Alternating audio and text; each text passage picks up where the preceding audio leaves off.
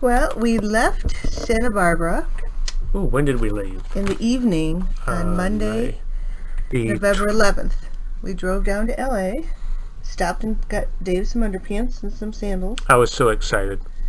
and we got to the airport about 9 p.m. Was it that late? Grabbed something to eat, then what? Yep. Then we left at about 1 o'clock in the morning, very early Tuesday morning. And we flew to Atlanta. I tried to sleep on the plane and I couldn't. And spent about an hour in Atlanta, and then flew direct from No, we were there about 2 hours. 2 hours. And then flew from Atlanta to San Juan, Puerto Rico. And we got in the morning. We got there about noon, 11, something like that. God. It's a 4-hour time change. No, we got in about 3. Was it that? Really? Yeah. Okay. Yeah. And we went, Right to the ship picked up the bus, went to the ship, and passed out. and it took quite a while for the luggage to come. We went and got something to eat. And Actually, the luggage didn't come till after dinner. yeah, true. So we got a snack, and then God, I don't even remember that far ago. that's why I tried to tape these. But we got a mini suite on this trip, and this must have been before we went to dinner, and we started looking at this stuff. Right, Gwen? I forgot to say that that's Gwen's going on the plane outfit.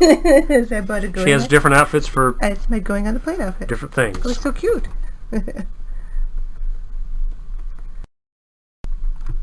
Well, mini suite. It has a balcony, and it's bigger than a regular balcony room. Very nice. The couch is bigger. There's like a separate sitting area that's larger. It's really, really nice. It's The only thing is towards the back of the ship, and it feels like we have a vibrating bed. but not bad. It just vibrates. It's not bad. Now cut it out. Oh, all right. She never gets up. Well, finally crashed. I've been up, had breakfast and lunch, and she's still in bed. We were so tired. I slept till 10 in the morning on Tuesday. Yeah. We had a at Sea Day on Tuesday, so this is Tuesday the 12th. Excuse me, the 13th. We left. No, that's the 4th. We left on the 12th, and this is the 13th, right? Let me get my first day was at sea. Yeah. Yeah. Okay. We'll move over all Go ahead. Oh, so every morning we order coffee and juice and fruit, and that's what it looks like. Ta-da! Here she is again, passed out. I like never a slate. sleep on my tummy. No rim. Just hit next slide. Day at sea. Just a day at sea, looking outside from the room to the sea. We were sailing from San Juan to. We left at 11 o'clock at night. San Juan down to Curacao. Beautiful. This is a lot of things I love, but it's just listening to the ocean. Mm-hmm.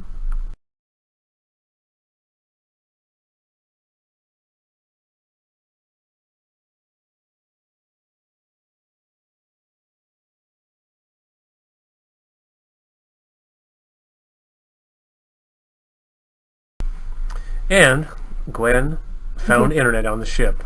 No, we didn't. Yeah, that's you. Oh, this internet cafe. Yeah. Yes, the internet cafe. 50 cents a minute. Ouch. Well, I'm teaching a class, so I had to check some things and. Internet on the ship. This is just in the inside of the ship. What would you call that? The central plaza area. Oh, it's called the atrium. Atrium. The ceiling of the atrium inside the ship. Real pretty. Yeah. Oh, she's peeking outside up the internet cafe. See, in the back there, they even had the stock market. Yeah, that's pretty cool. Pretty cool. A lovely couple. This is our first formal night. Lovely couple. My beautiful wife.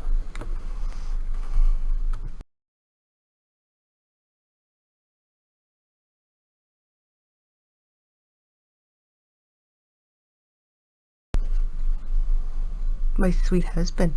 Doesn't he look cute?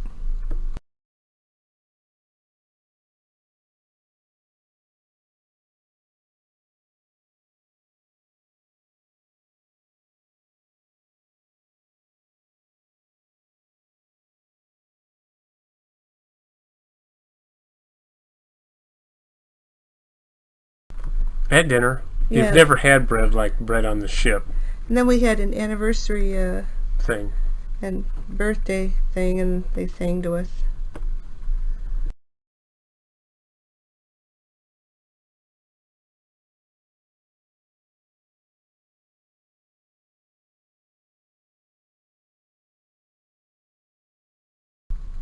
Just to look above.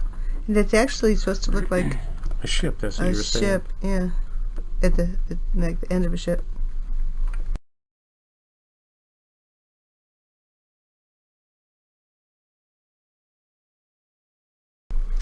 Morning of the first port, which is... So this was, what day was this? Wednesday. Day 3.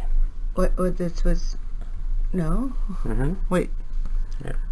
Yeah, day 3. Well, yeah, but that didn't really count. So day 3 is Wednesday, November 15. Okay. How do you pronounce it? We were in Curaçao. Curaçao. Which is Netherlands Antilles. There's 3. They call it the wait a second. They call it the ABC Islands. A is Aruba. B is Barbados, and C is... I'm a day ahead of myself.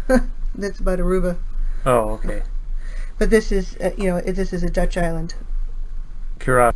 That was really neat. Right across at the where we docked.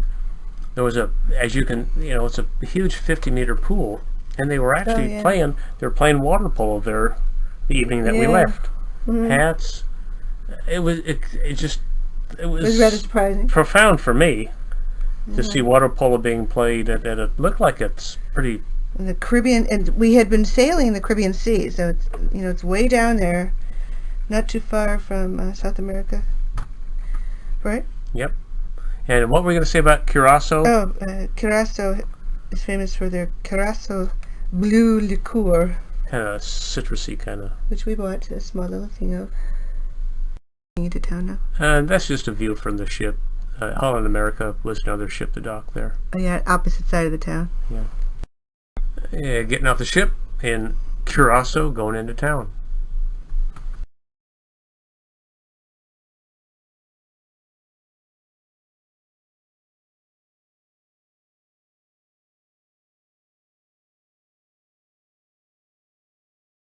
Gwen, you having a good time? I'm too sexy. I'm too sexy. Yeah, she's having a good time. Yes, I told some ladies that the nice thing about being 54 is you can do anything you want. And being on whatever you do on a cruise stays on a cruise. Yeah, that's right. Yeah, baby.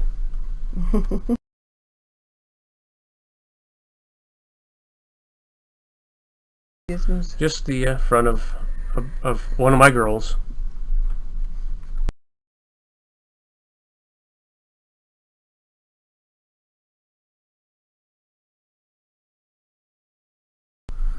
The Curaçao had a wall around it. It was a fort at one time.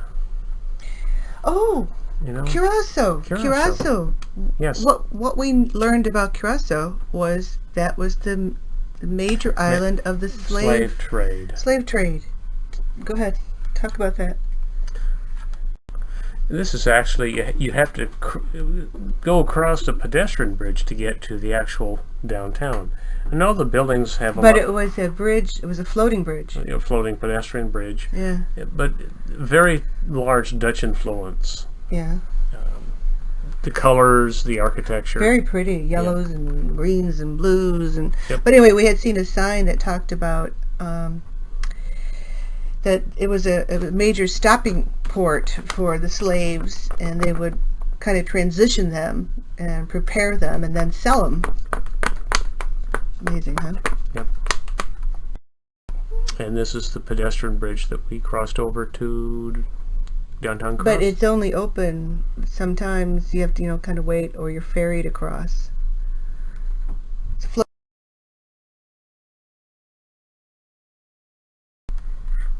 and that's just another view of the wall that was built around the city.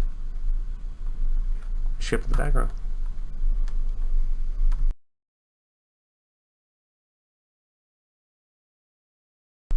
Well, this is kind of cool. There was a basically a farmer's market there. It was a floating market. You'll see one or two slides after this, but the boats actually come in, unload the produce, and they sell them at these stands here on the street. It's really neat. These American pedestrians, you know. God.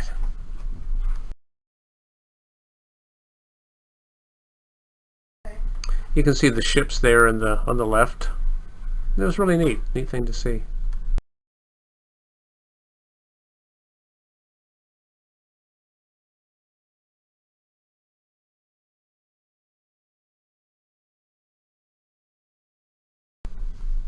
Just downtown Curacao, one of the alleys, I guess, streets.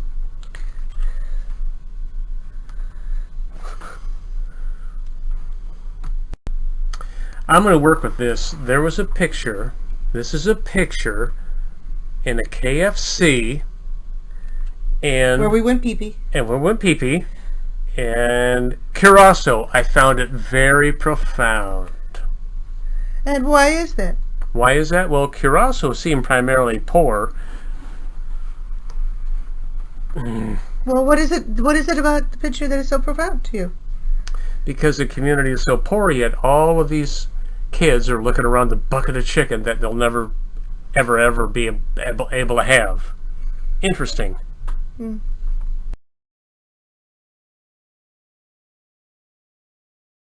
Downtown Curacao. No, I don't know what you're talking about. Gwen found this store in Curacao. I guess I should have bought it. And that's the floating bridge, floating pedestrian bridge. Really pretty buildings in that town. And we're on our way to go snorkeling. This is leaving the city.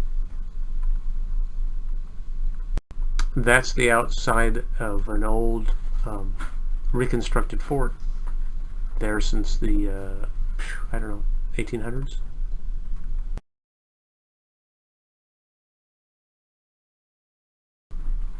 Leaving the city to go snorkeling. Huh?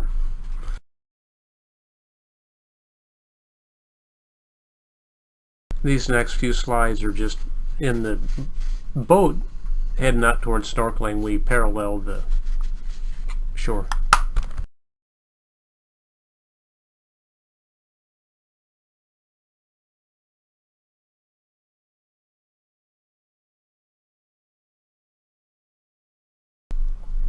Couldn't tell you anything about the houses other than some were abandoned, it looked like, and looked neat.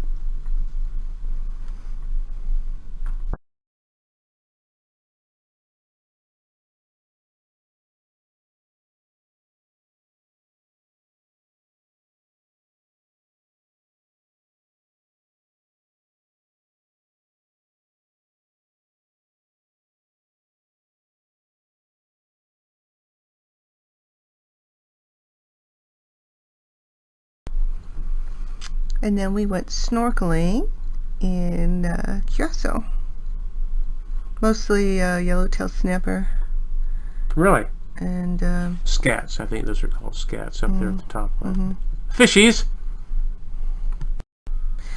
And then we went over a wreck of, it looked like a probably an old fishing boat.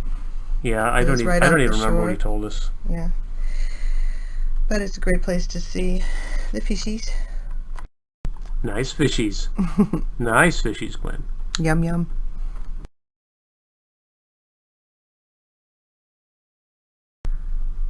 That's another view of the sunken ship. Boat.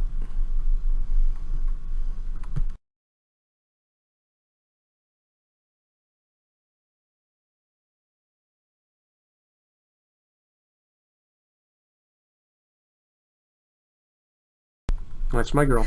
Oh, and the currents, it was pretty choppy. And no, not there. Yeah, it was choppy there. Was it? Yeah, and I found myself almost getting smashed. You know, could have easily got smashed up into that rock area. You had to get up and look around every few minutes because it was amazing how far you drifted. Yeah. It's Sea Hunt. That's Mermaid Girl. Well, I mean, oh God, this guy's losing his hair. There's my honey.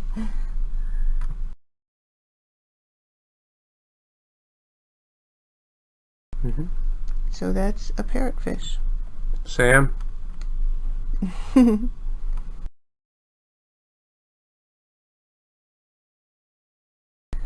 Diving into the boat. Marine sanctuary.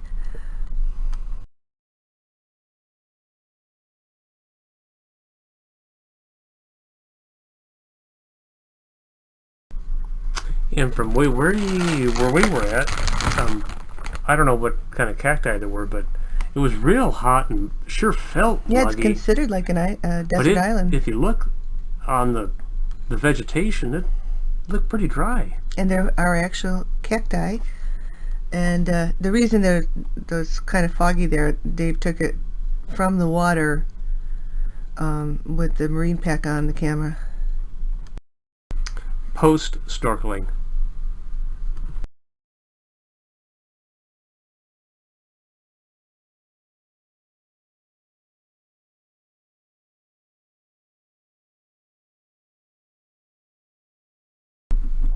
After most of the snorkeling adventures, they serve rum punch in the Caribbean to the adults. Pretty neat. Pretty neat.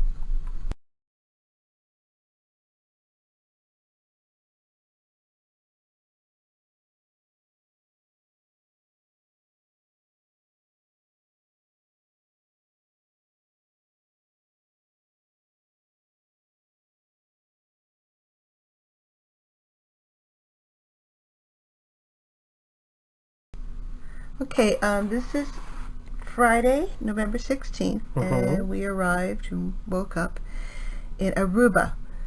The biggest disappointment here was not the island, but that we only had 4 hours. Not much. Yeah, and it just beautiful, absolutely gorgeous. I'd live in Aruba. Just beautiful. So we had to get up real early to get our snorkeling tour. And this is looking outside of our Window. balcony in downtown Aruba.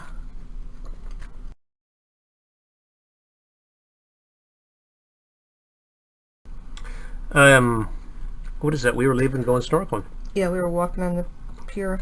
I said the boat. We're leaving. We're gone. Oh yeah, we came around it. Mm-hmm. Yeah, and we saw that there was some sort of symbol or looked like a Still don't know. on the Ship. hull of the boat, of the ship.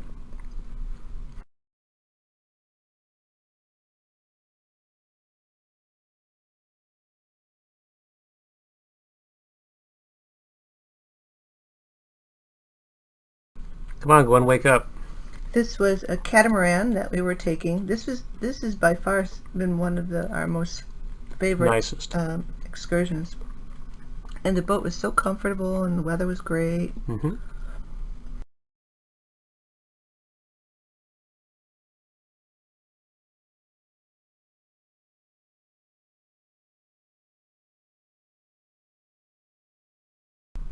And the next several are just on the way out to the snorkeling site.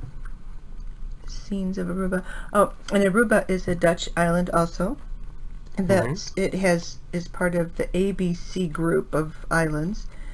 A for Aruba, B for Bonaire, and Bonaire? C, You mean Barbados? no, Bonaire. Bonaire? Yeah, and C is Curacao. We made it to both the A and the C.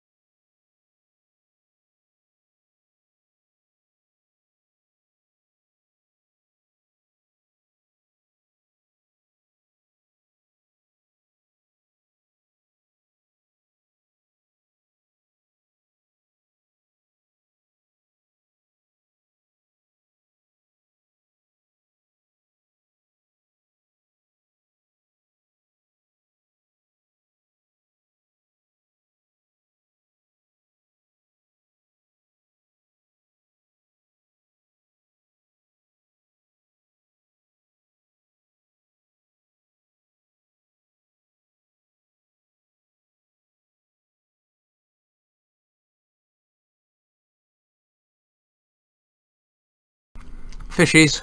More fishies. And we went snorkeling. We went to 2 different spots. We went to one spot where it's a little shallow.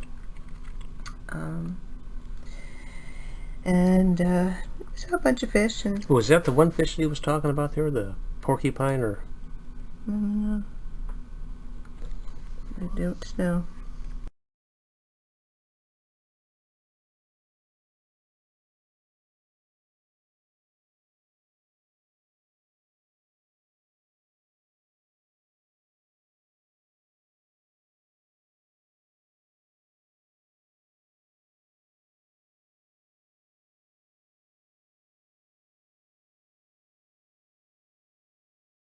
Hi. It's Dave and Gwen. Which one's you? You're looking at the camera. I'm not knowing where the hell I'm going. Yeah, the fish, I don't know why, but it was actually burying itself in the sand. You can kind of see it there. You're looking for food? I have no idea.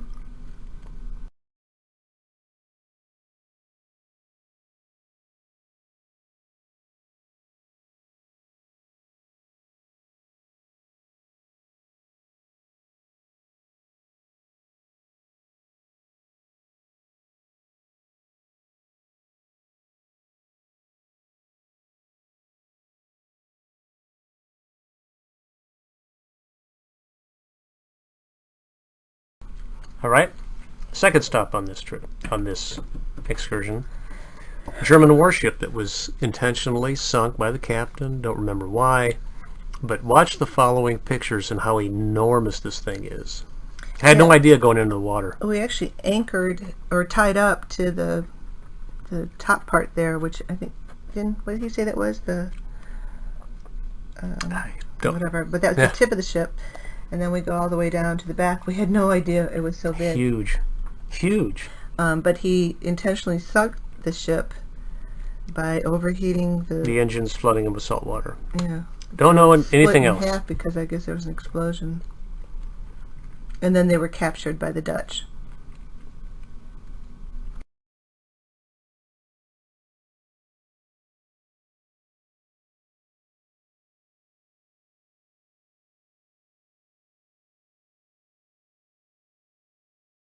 Thousands and thousands of fishies.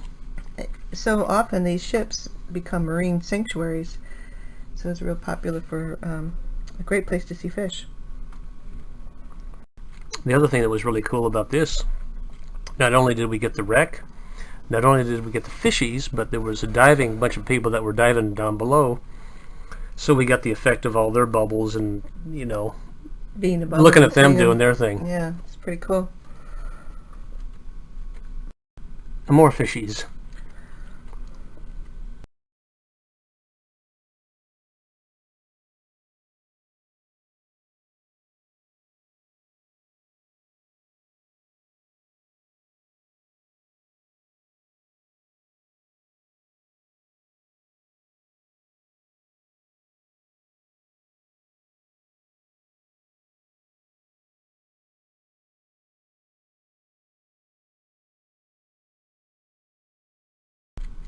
And you would see these portholes. It was so eerie, wasn't it? Mm-hmm. They did say that nobody died on the boat or ship.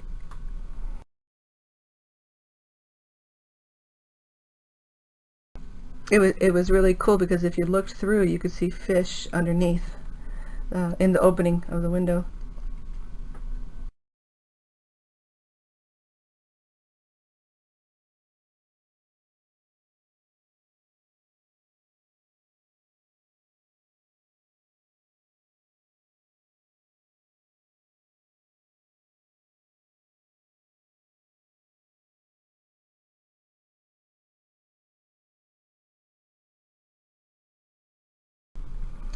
I think And that was our day, our short trip to Aruba. We didn't even get into town. Bummer. It was hot too. And the buildings were so pretty though, with the yellow and pink and blue. Yeah, did you dump those pictures or did you save those? I don't know. I think you dumped them, Gwen. No, I wouldn't do that, Dave. Yeah, Day. That was November 17th. Day what on the cruise? I'd have to look it up. Day. As we were going to Cartagena, day 5. Day 5. Cartagena, Colombia. Colombia. Which is, Dave and I had our first step into Latin America. Central America. South America. Is it Central America? South America. A new continent for us. And that's Cartagena.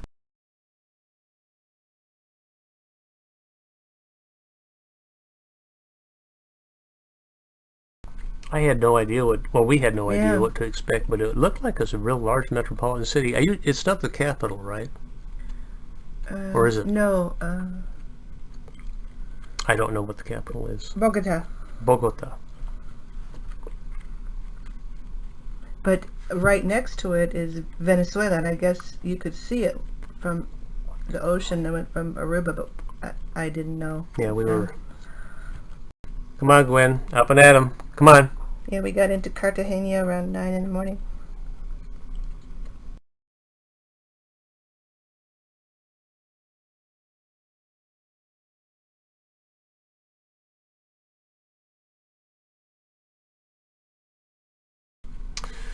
Well, don't know if there were drugs going on there, or, you know, Cartagena people is part of the getting, drug you know, cartel. yeah.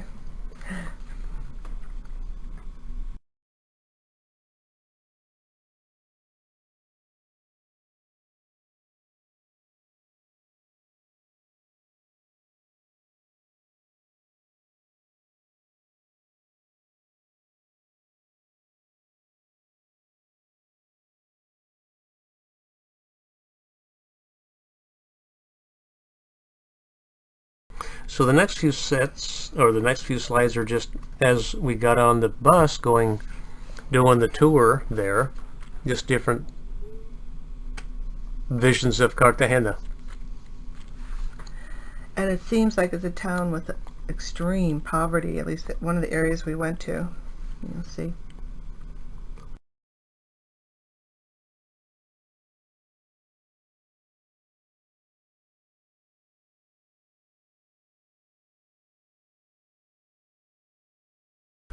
This is something, it's a fort. Yeah. I- There's walls. It's around all of What was he saying? the old city. The Cartagena is the oldest city? Oldest, I didn't hear I anyway. couldn't understand him. We had a very nice tour guide, but I only got about every third word.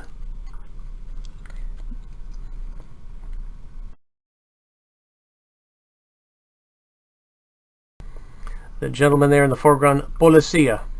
Policia everywhere. In fact, the policia escorted the buses the entire time. We'll get pictures of them later.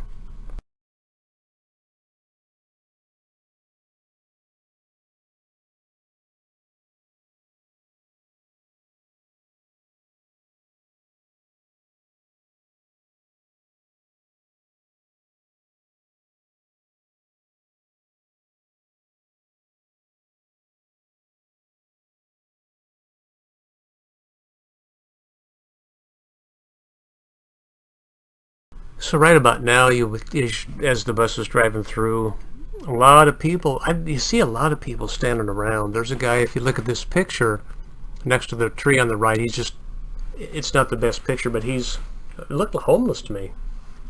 Oh, and the heat and humidity. Yeah. Oh, it was Yep. wicked.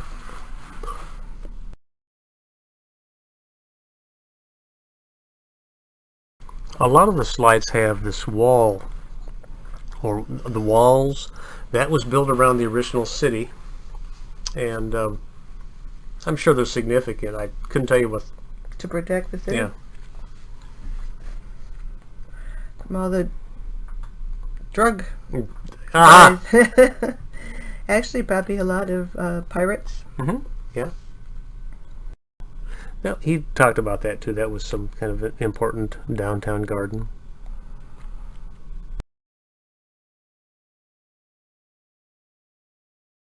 And we took a turn. We kind of went off the beaten path to this part of town that's very, very, poor on the way to the mangrove trees. Right. Mm-hmm. So all these So these next few pictures will be going into this area, being escorted by the policia, which you'll see them on the motorcycle, the two guys on the motorcycle in a couple of slides. Very poor on the way to the mangroves. Yeah, amazing. Very poor. It's very humbling.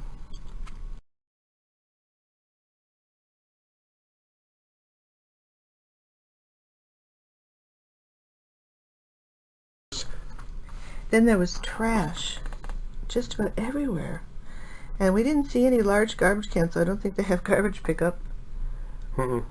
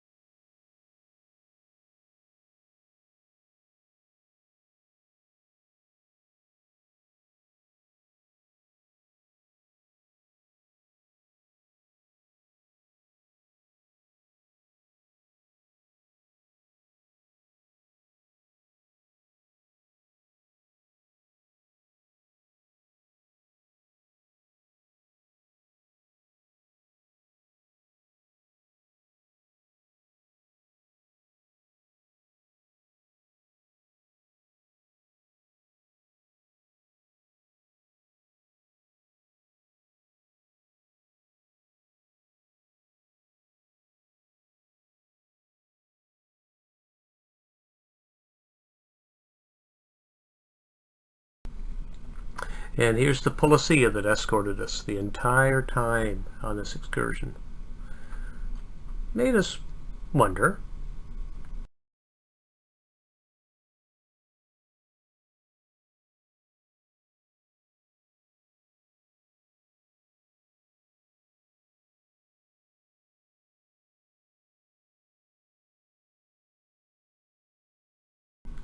And the next few slides are when we arrive at the beach to go through the mangrove area.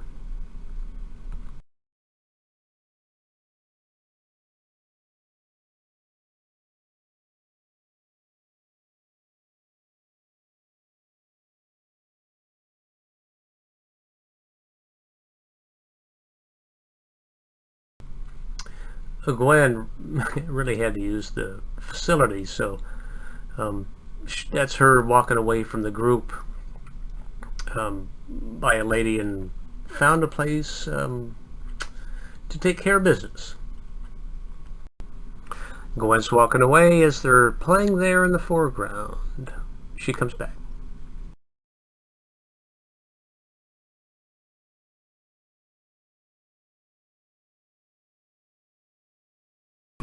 Oh, thank goodness, here she comes. I wasn't leaving without her. So now we're going out to the mangroves on these wooden canoes. I'm pretty sure they were homemade. They're not from Bean. No.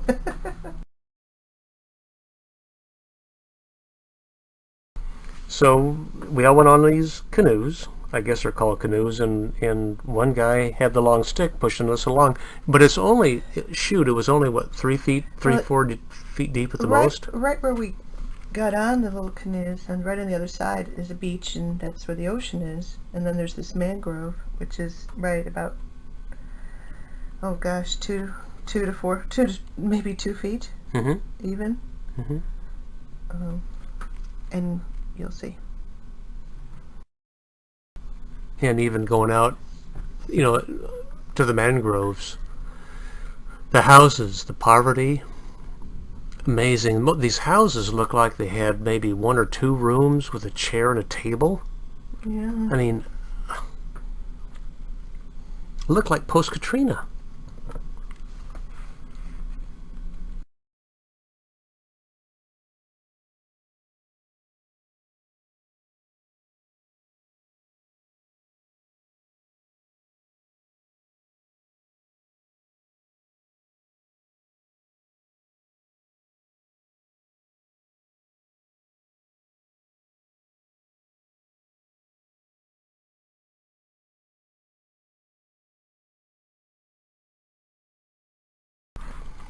Mangroves. And there's like these little inlets that you... There's a canopy, they grown, and there's a canopy, and it's real neat. Real neat. Very, African Queenish. that's what it reminded me of. Jungle They Bookish. said that they filmed quite a few movies there. I don't remember the ones that they said.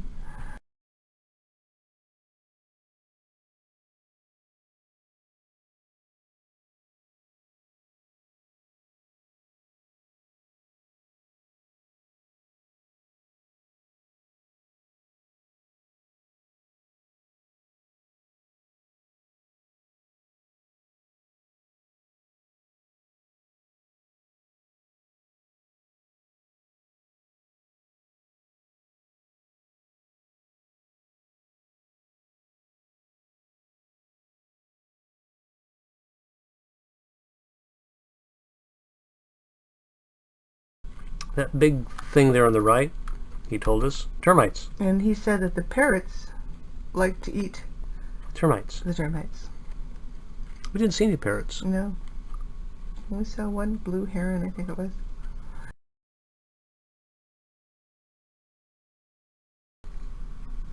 Another termite comb.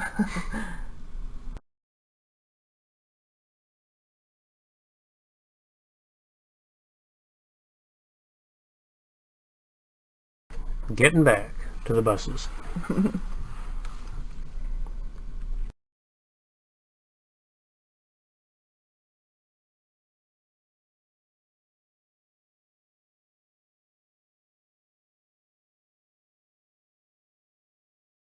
And one of the bus stops in the community. They had these overhangs, shaded areas all along the beach. And I guess that was where people, those are the restaurants. Yeah, they would say restaurants, but there was no tables, there was no nothing. Nothing. But then you would see these people, and they would be laying in hammocks. I think I got a couple. And like just, that.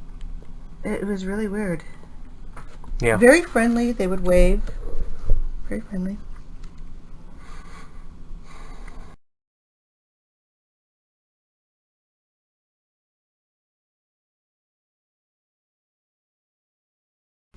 That's a church there in the foreground. And I had asked, and the predominant religion is Catholicism, obviously, but how many of them told us it's pretty standard for the man to have two or more wives? Yep. You think that's true? Well, yeah, they said so. Why would they make it up? That's odd. Very odd. Yeah, this is one of the restaurants. Yeah. And there's a guy hanging there. A lot of people hanging around. And the dirt roads. Yes. Going And it over seems these like- what the bus was. What amazed me is how dirty everything was. No trash cans go unnoticed. No trash cans anywhere. I said they must just toss their trash out in the road.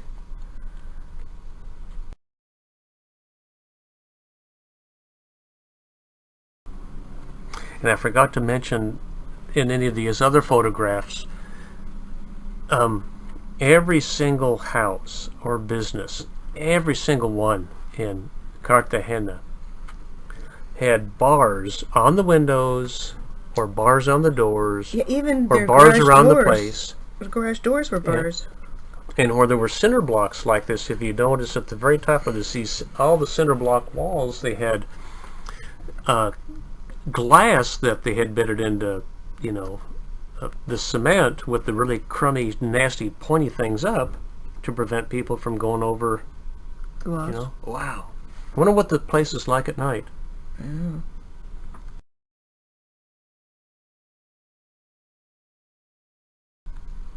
No? Good. The photograph I thought was profound. So here we are in this area. We're in an air-conditioned tour bus, getting all cooled off, and we're driving by these impoverished people. Trash everywhere.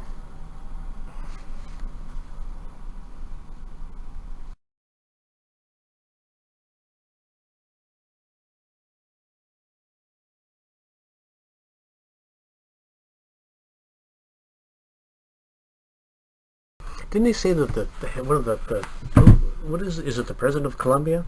Somebody was staying at that hotel. That's why the policia were there. Oh, I didn't hear that. Huh.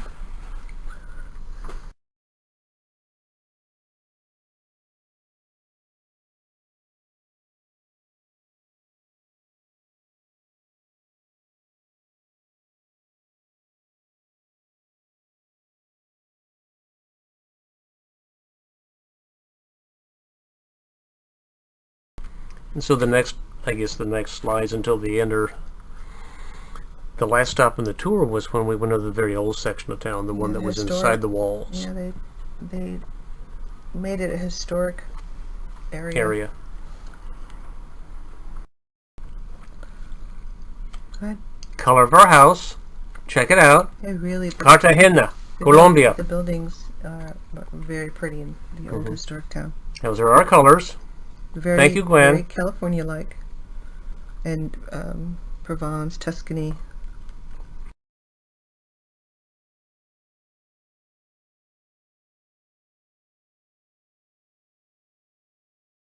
We stopped here, and this is actually an old prison, and in each of those open doorways were small booths.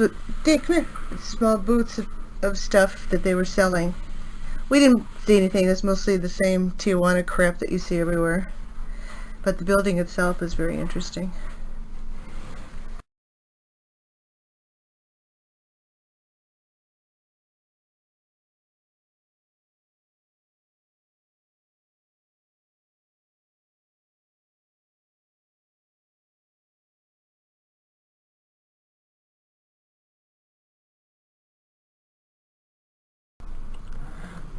Inside the walls of the old section of Cartagena. Really neat architecture. Oh, it was. It was so Beautiful. pretty. You know, these little balconies with flowers, and very, very pretty.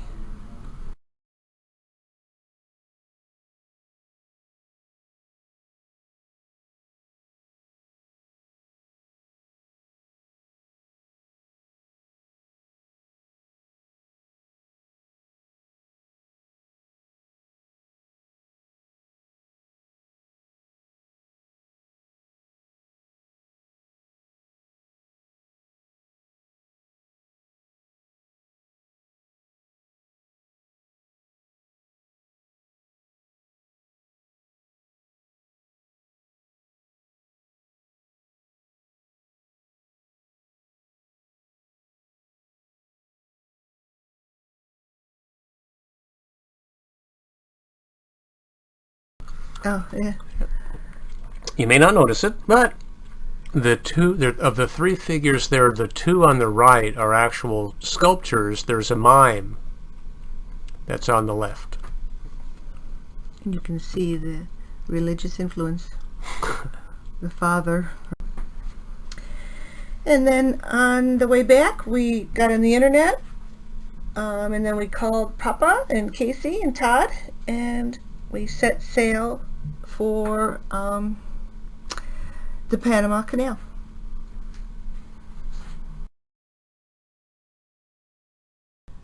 Hello. Okay. Hi, Sunday, November 18th. We had an opportunity in 8 hours to be in the Atlantic, on a lake, the second largest man-made lake in the world, the Pacific, all within about 10 hours. Yeah, we are entering the Panama Canal. Yeah, we got there early, as you can see. That's sunrise,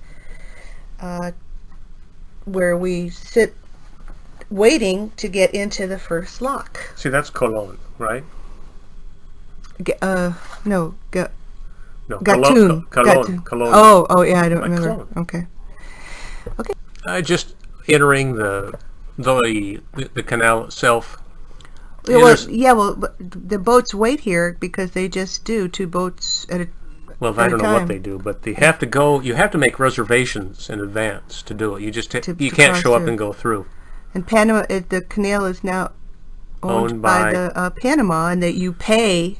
They don't expect. We learned they don't accept any credit cards, checks, bank transfer, or cash. Yeah. And the largest amount ever paid was a Norwegian cruise ship that was over 300,000 something. Anyways, what's that? Oh, this is just, you see a whole lot of boats going around. Maybe tugboats. Yeah, you wonder, is it the drug cartel, but these are all police boats. And we learned that the canal was built in the late 1800s, and they had said that it was finally ready to go in 1914 when Woodrow Wilson was in power. Yeah, he hit a remote button that opened the dam to Gatun Dam. Mm-hmm. But they had said that the land was so wet, and 25,000 men died because of yellow fever. Mm-hmm. And other. Yeah, and we learned that there was a hospital that was it the Dutch or the French? The French built. The French built. And what they did is they actually put each of the legs of the bed was set in a bucket of water, and that was to prevent the insects from crawling up. And ants from crawling up. So they found out later that was one of the major causes of malaria, standing water.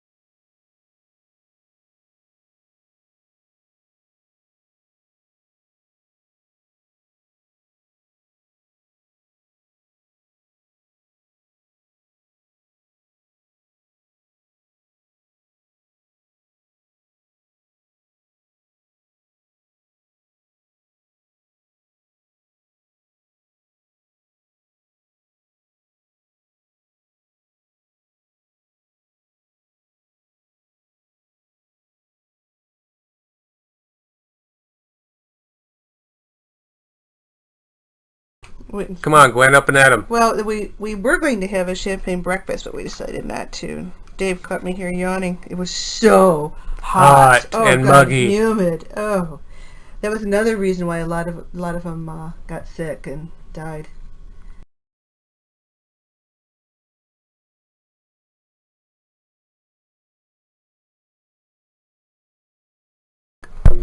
You can see it in the background, but that's looking from our cabin back, and there's a whole line of ships going out to sea in a queue to go through the canal.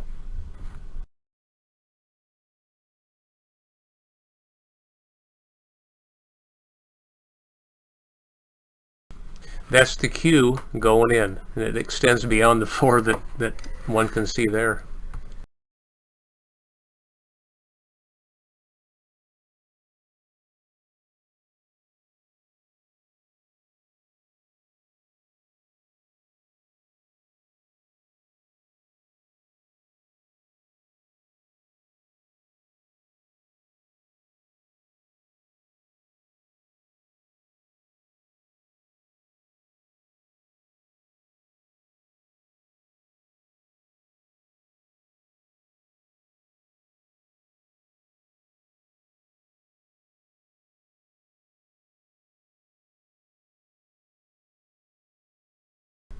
And before getting to the locks, they actually have the buoys marked, just kind of like the lanes of a highway going in.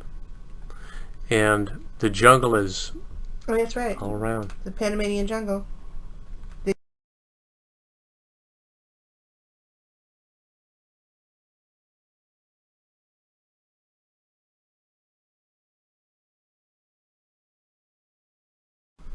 It's the Panamanian jungle. Yeah, is it? Yeah. Yeah. Really lush, really muggy, really hot, really nice. So the next few slides show entering the first set of locks, and there's 3 of them. Gatun locks. Gatun locks. It's something that all these slides, you see these slides, and they fill the area. You raise, you go up. You raise, you go up to the lake. But it's one of the things that you really got to see. It is a Well, what we learned is to go all the way through is really something. What a lot of the cruise ships do is go halfway through, turn around, and get come to right the back lake out. and come back out. Yeah. But we went all the way through. And I think the original equipment you talked about. Yeah, 90% of the equipment is original, just to kind of give testimony to the technology and the builders of what they did. But the purpose of the canal it was real interesting because Sir Francis Drake actually landed at an isthmus in Panama and cut his way through the jungle because he had heard there was a big body of water on the other side of the Pacific. So that's when he claimed that land for Spain. And so it's pretty phenomenal. I guess for a long time what they did is you would have one ship on one side and one ship on the other side. So to cut this canal was a way to avoid going around Cape Horn. And Cape Horn is thousands and thousands of ships have been destroyed, and because it is just so ferocious of an area of the world for winds and turbulent waters.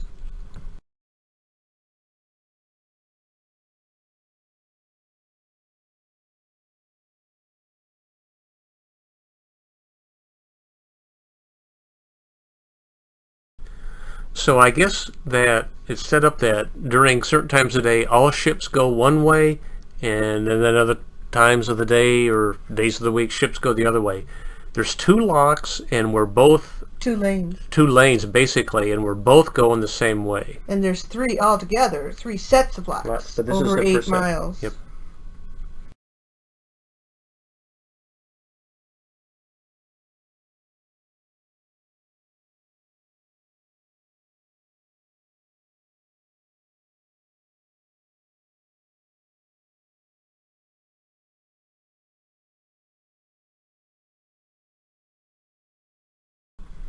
So what happens is we're at sea level. These set of locks, I think there's 3 of them or 4, I can't remember.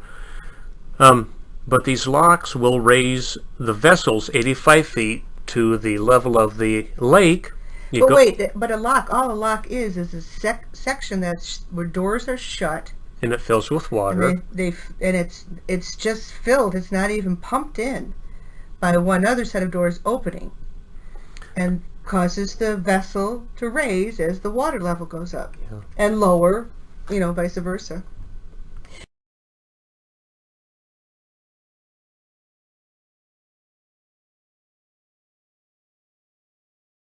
Tugboats kind of guide you in. Yeah, so the tugboats guide the ships in, and the rowboats that are there, I guess that was something else. That the rowboats, they tried different things, and the safest way to get connected to the ships were these guys go out in these rowboats, and the lines are tossed down, I think. They tried all kinds of things that were dangerous. Yeah, I guess they tried electric upboards and stuff, and they said rowboats work the best. Yep. Now, there's some electric trains that are along there. The ships go through the locks under their own power. And under the direction of these electric trains, No, I mean the captains are Panama captains who take over the ship. More to come. So this is looking out the window, and these are they're electric trains that are tethered to the ship, that even though the ship is going in under its own power, these things tether it basically and prevent it from touching the side and basically guide it. More to come. It's pretty amazing. Yeah. And on each side of the ship, depending on the size, they have a minimum of, 6, up to 12. We had 2, 4, 6. We had 8 trains that guided us through. They go along kind of a cog track all the way to the lake. They were cute. These guys were so cool. These guys were cool. Yeah. The next couple of slides, or a few slides, are of these birds that were on top of the antenna. Yeah. And we were radar. almost directly across from them. Whatever they were. Yeah, I have no idea.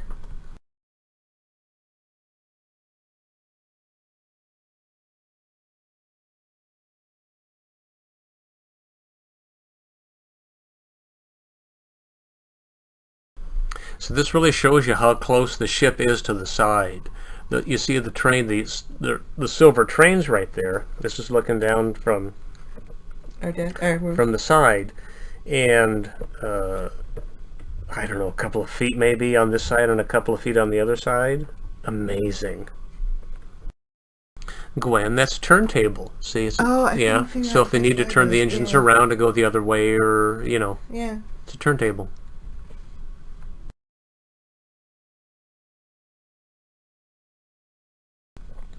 So when the locks are emptied, They actually are emptied into this, I don't know, this other area. There's a whole bunch of water flowing through there.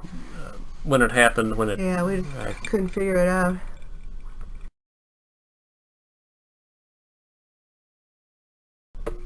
So here's the gate, or the lock. And, Opening up? Was it opening up? well, they're lowering or raising, I can't tell from here. And all the workers, the engineers, were waving They would to wave us. and Yep. very friendly.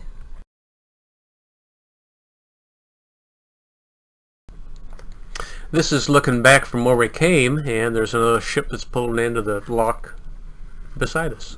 We were supposed to do a baby. The pictures don't do it justice. These things are absolutely enormous.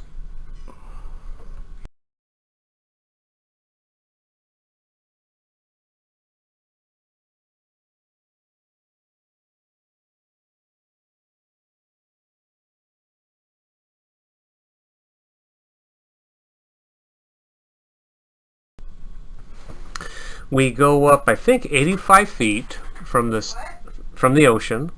These locks here raise the ship's 85 feet. Go through this Gatun Lake, I think 8 miles or so, and go back down 85 feet to the Pacific Ocean, and vice versa the other way. 200 inches of rainfall a year in this area.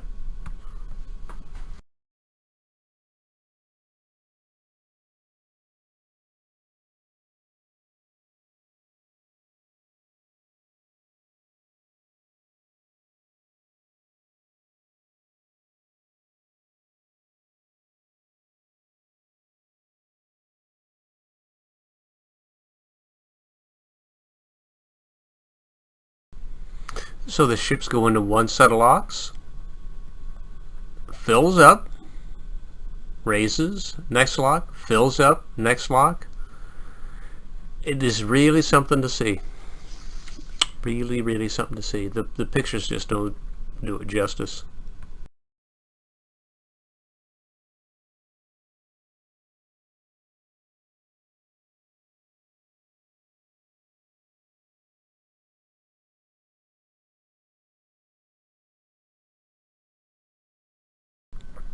And this just shows the lock when it's full.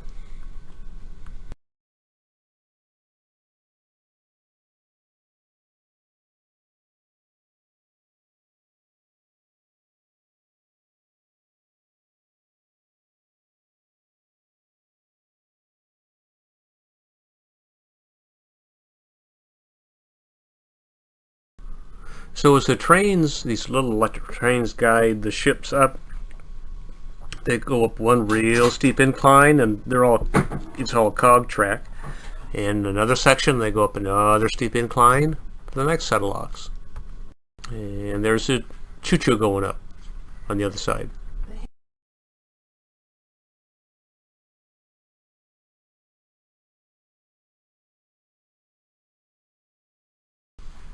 We're at the or the aft of the ship, and Gwen, you having a good time?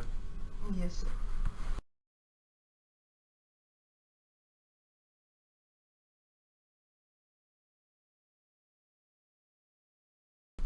And this is the local bus service. Reconditioned yellow buses.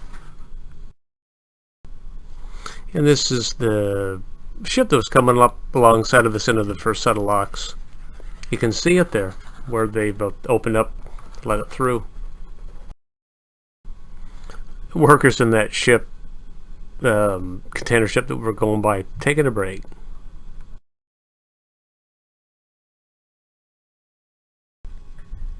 And this is the last set of locks, the first section, as we're entering the second largest man-made lake in the world.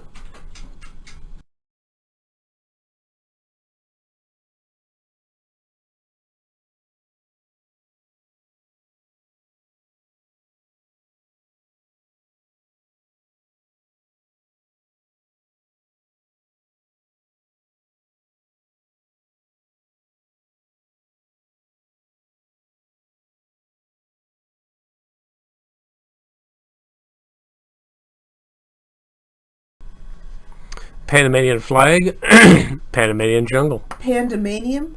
Pandemonia. Panama.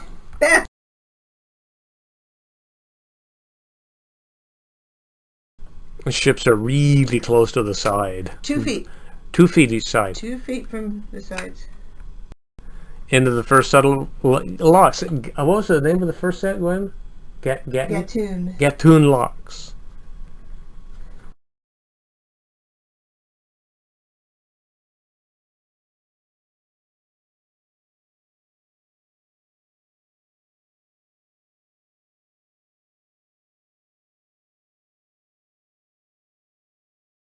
Yep, And the next what? Magic fingers.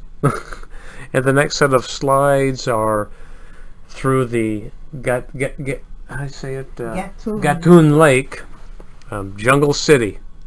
Kind of interesting, real interesting actually.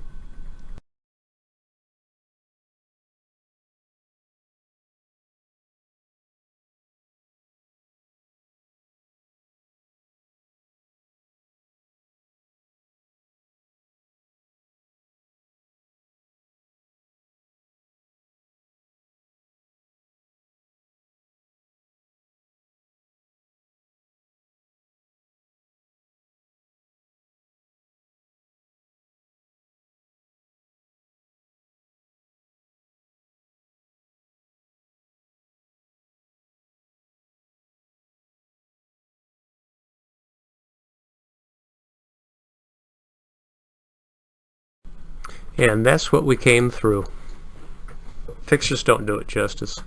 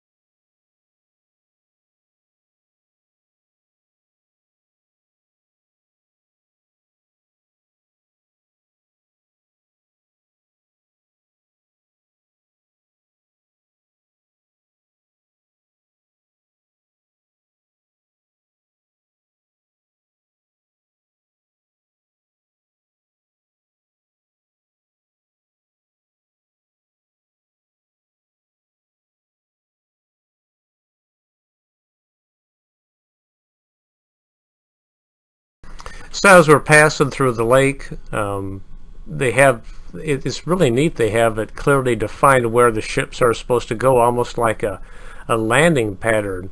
And we go up, we go on the right side, and the other ship passes us on the other side.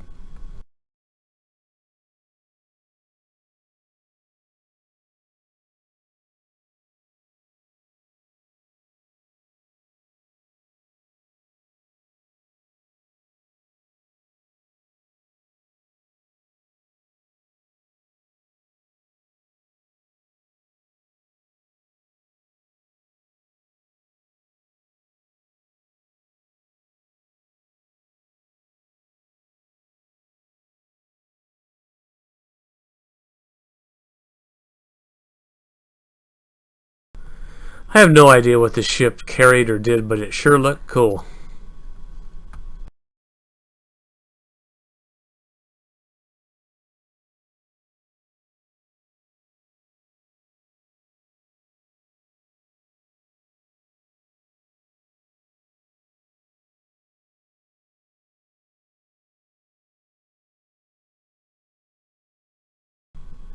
We were told that how the ships have to navigate some of these corners is they're supposed to center themselves somehow with those black crosses that you see on the hill. I couldn't remember what they said, but it's real important in making this turn.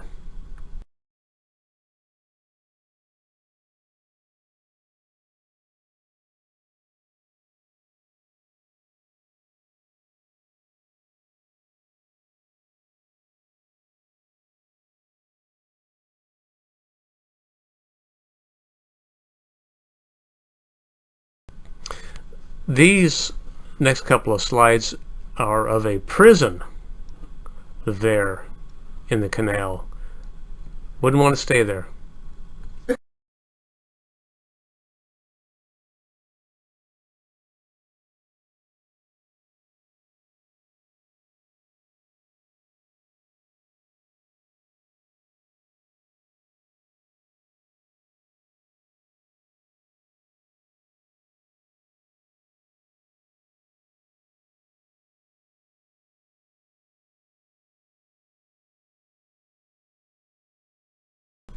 And this is the second set of locks. We're coming up on the Pedro Miguel locks.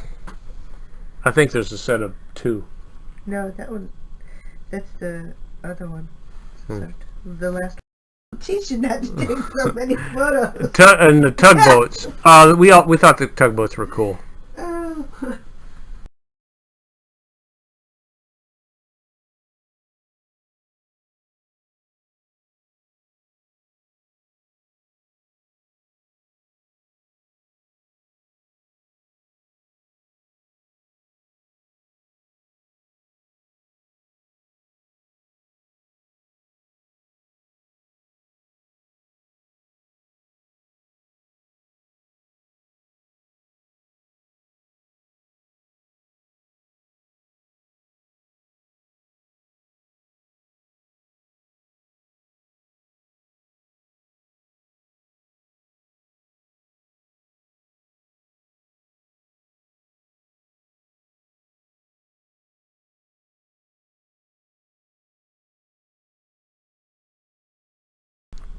The Panama Canal Railway also runs right next to the...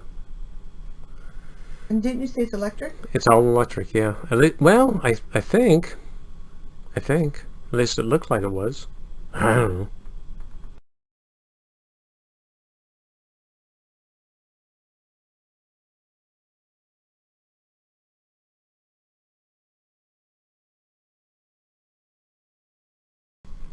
And this is the ship next to us that was going through the locks at the same time, getting lowered to the level of the next set. And the electric choo-choo trains pulling alongside.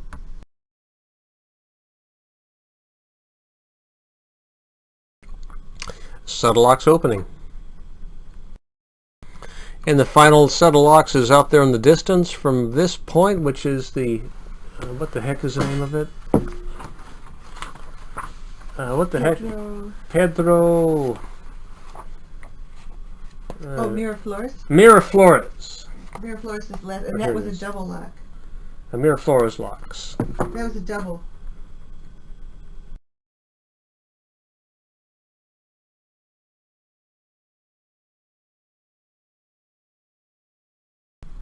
And this is the ship that was next to us. All the guys that were on the ship, or a lot of them, were taking pictures of us on the cruise ship. It was kind of cool. And this is looking out. We were having lunch, and I think the next couple are looking out the window of what we could see at lunch. Yep, that was lunch. Notice the menu on the left, looking out the window.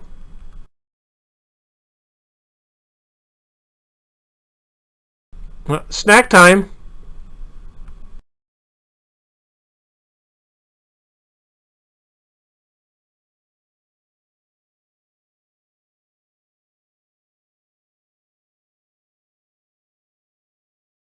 And they had a visitor center just as we were exiting the Miraflores lock, going out to the Pacific Ocean.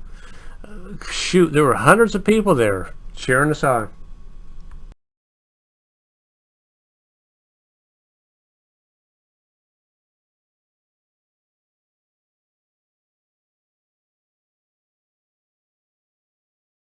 The last lock.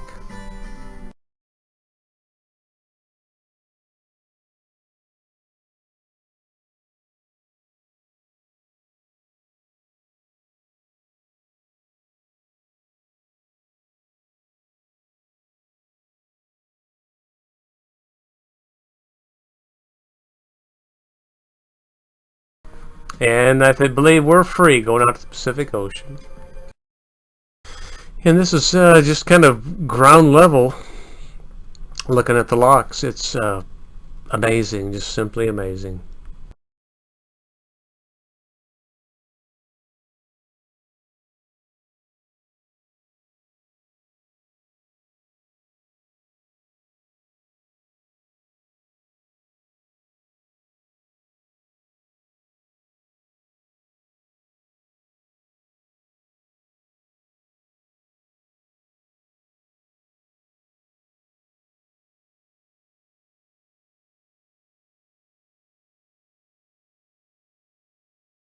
And the next few are the last as we leave Panama City going out to the Pacific Ocean.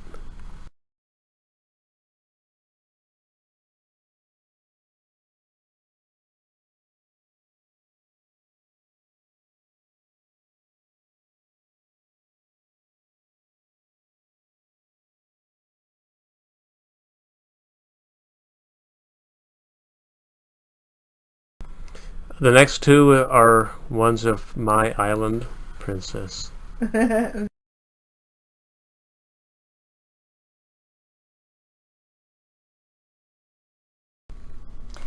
is actually on Monday evening, our day at sea, that Dave got some sunset shots. And then you'll see some pictures of the formal, our second formal night. I guess that's.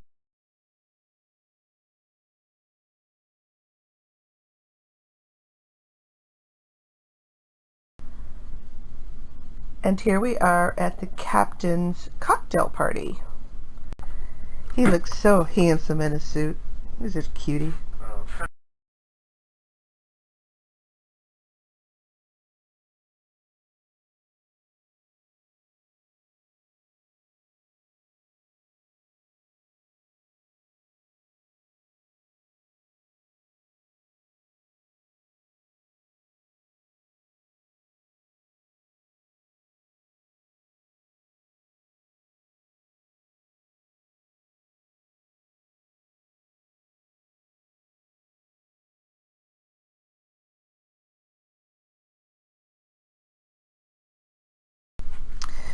Okay, we contemplated buying this picture. This is a signed, hand-painted lithograph, and it's the 14th one out of 24 from Alexandra Nikita. Cost it was 9,900 something, and then with the commission, and it was about 12 grand. And nervously, we plan to do it. And this is the end of our day at sea, and getting ready for our next day in Costa Rica. This is, oh gosh, what is today? Wednesday. This was Tuesday, November 20th. And we had sailed overnight to Costa Rica, and we stopped at the ship, what's it called, docked at Puerto Caldera. It was nothing but a place for containers. There was a couple of shops, a few shops there, but nothing else. Mm-hmm. And this is just looking outside our balcony at all the buses getting ready to take all the people to all the excursions in the morning.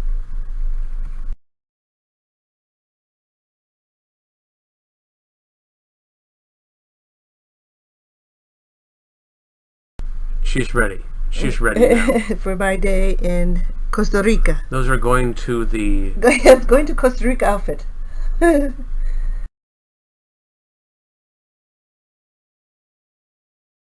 Just looking out from the ship. The port. We had arranged for our excursion in the afternoon, so we ended up taking a taxi, kind of being wild and taking a taxi into Punta Arenas, which is about 12 miles from the ship. If where that tanker is, if you go all the way to the other side of where there's land, that's where we were going. Nice ass. Pressed you. This is just on the way to Punta Arenas. Gwen, your Spanish is... I was impressed. The cab driver didn't speak a word of English, and he Gwen, I got a lot out of him. Wow, I was impressed. Yeah, I really impressed him. Very impressed. Anyway, we're going to Punta Arenas.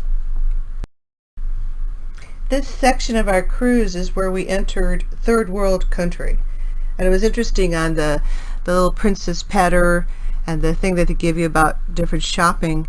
There's nothing about shops. I mean, these areas, tourism is kind of new to them. There were no other ships. That's true. You know, it was really interesting. I mean, there's none of those fancy stores that we'd seen in all the other ports. Very primitive, very, very different than what we've been through. And the next few slides are just en route to Punta Arenas. Very poor. But Costa Rica takes good care of their people. Yeah. They have welfare for all. The roads were Healthcare for magnificent all. and paved. But everywhere you It was look, pretty clean. everywhere has barbed wire or, No, that was Cartagena. you know, here too, grates on the window or I the wonder if door. that's to keep animals out too. But the people were very, very nice everywhere we went. Costa Rica is where the rainforest is, but we didn't get into the rainforest. We got Just the bus system.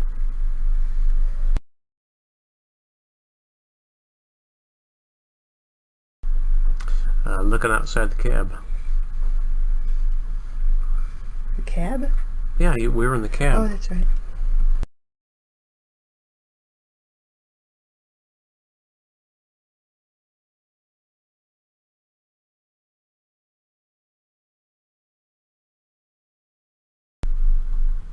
Like I say, barbed wire, bars, a lot of trash. You'd see. It wasn't as bad there though as No. the other islands so far. No.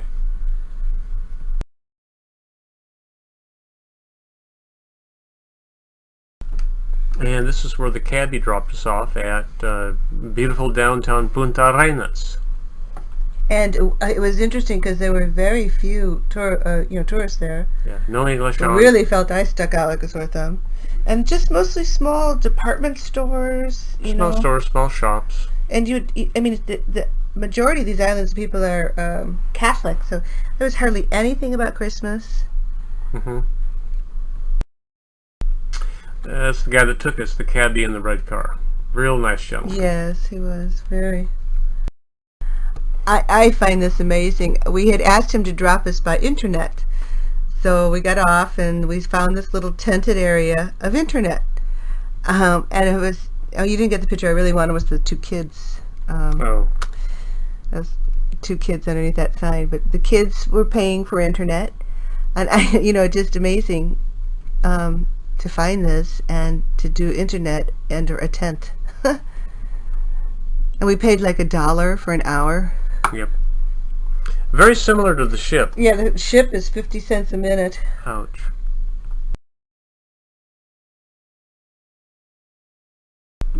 And these next few shots are just the downtown area, courtyard, restaurants.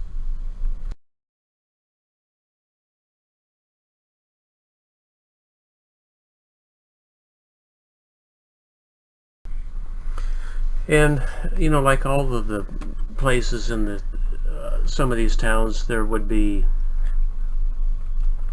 businesses that were alive and working, and right next to them would be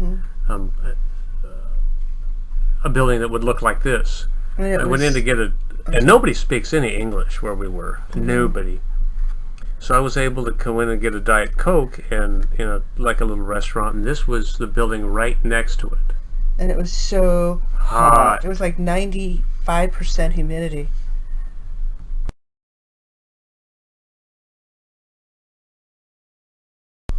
And this is where I got a Diet Coke for Gwen.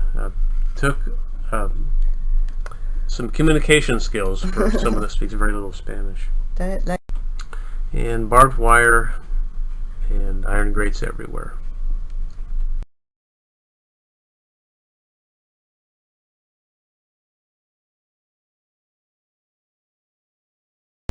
And that's where we called the kids and Don.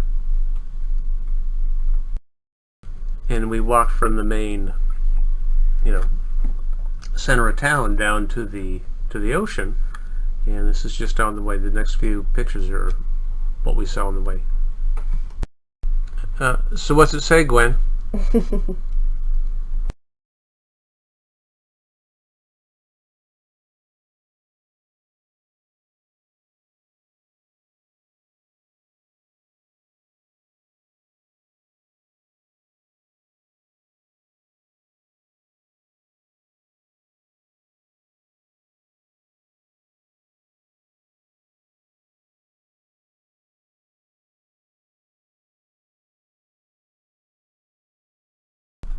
And the next few are at the beach there.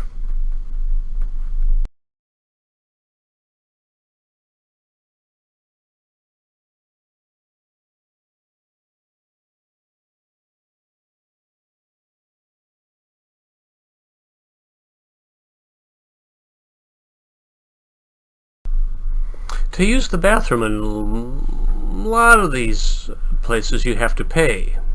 And that's not $300 to use the baño or the bathroom.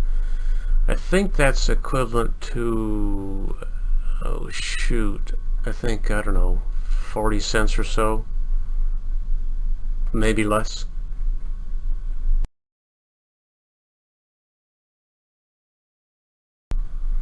This is another place we got internet at, and I just waited outside while Gwen got caught up.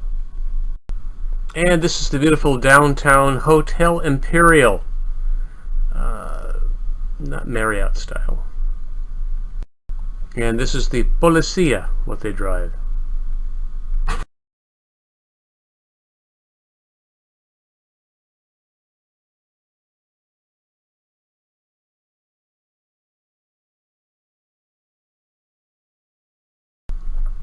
Now, this is the afternoon when we got on the excursion, and where we're gonna go up in the mountains.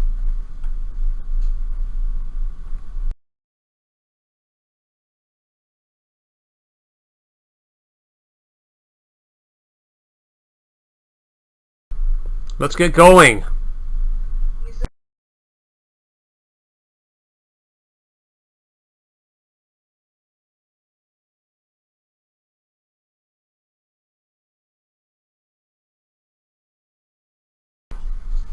on this slide just kind of illustrates some of the poverty that we saw.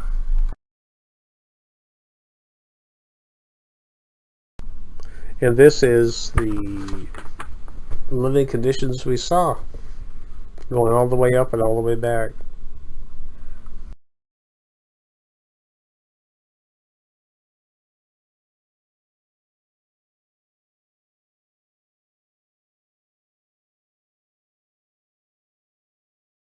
And the next few are just some pictures of the houses and the crops that you see, coffee, sugar cane, the terrain. We went up in the mountains quite a ways.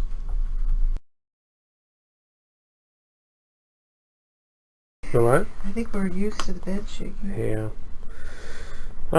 This is just as we're going up into the mountains, terrain starts to change. Really lush, very tropical rainforest.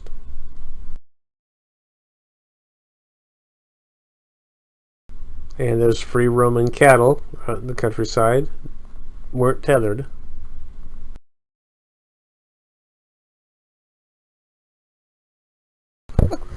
Just a guy taking a break way up in the mountains. I think he was making a phone call. Yeah, right. He was working on the road.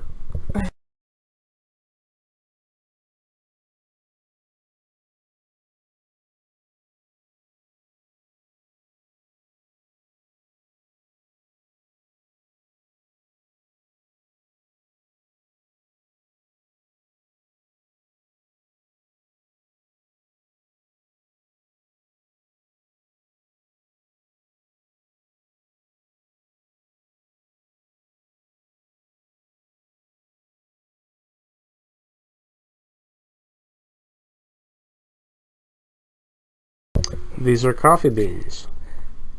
No, the plantation. Mm-hmm. Coffee plants.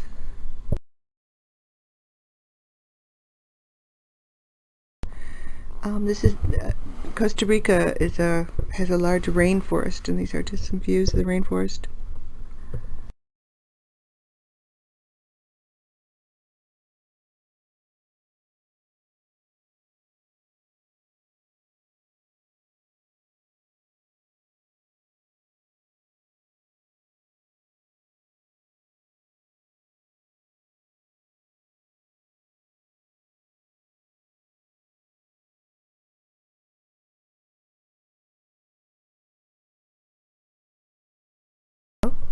Oh, okay. This one and the next one, we got to what was the name of the town? Begins with an S. Oh. Mm. I'll look it up while you talk. Anyway, banana plants. Really healthy, cool looking banana plants.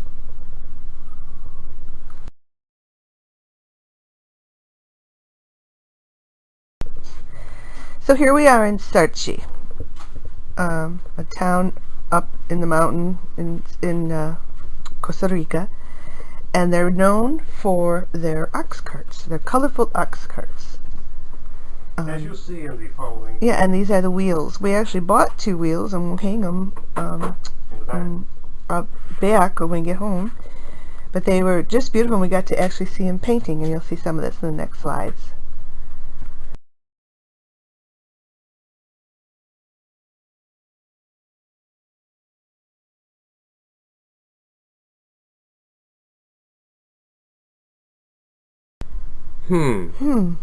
Where would that go?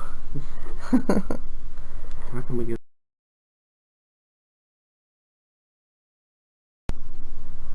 We actually thought about buying this and having it shipped home, but we were afraid that it probably wouldn't hold up outdoors. It's so, all hand painted, so beautiful.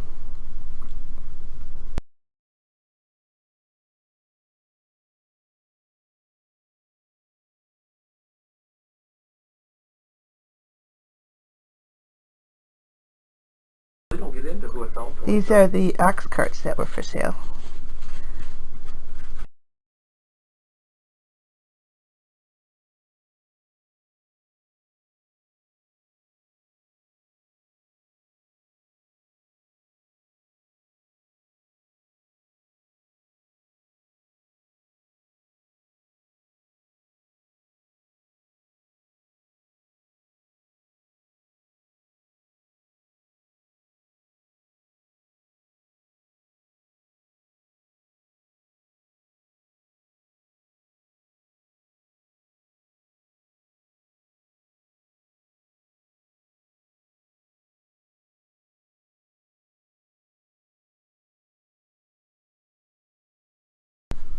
The next slides are scenes of the housing on the way back from Sarchi.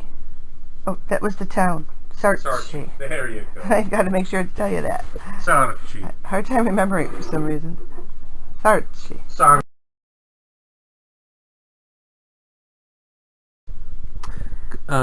This is coming back down from Sarchi. Coffee beans, or coffee bean plants, sugar cane. What else? Shoot. Way up in the mountains. We took the buses that took us up there were, I don't know, 40 or 45 feet, and even though the roads were really smooth and beautiful, they were 2-lane and narrow and curvy and steep. Rather frightening.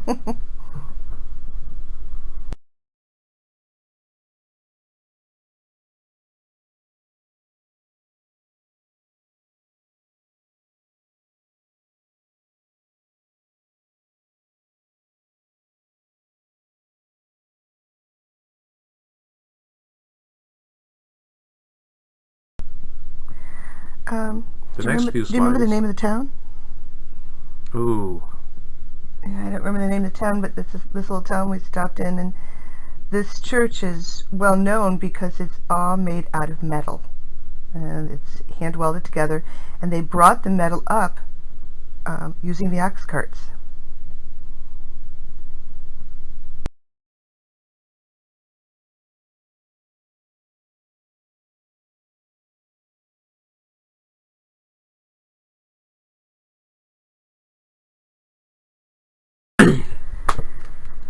Well, this is one of the places where I should have, but I didn't. And it's too late now. But inside this church, in the front right, they had a glass casket. a glass casket with A pygmy Jesus. a pygmy Jesus.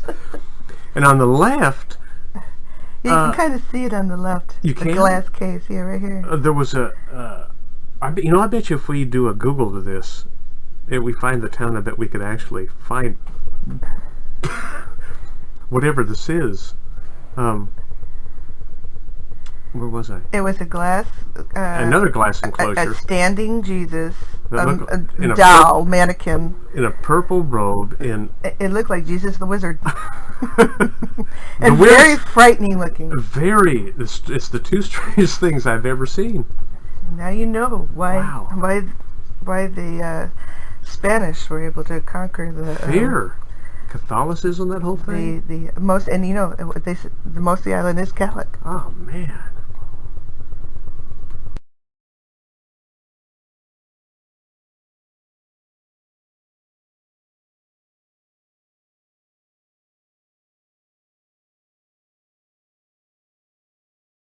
And these were benches outside of the church.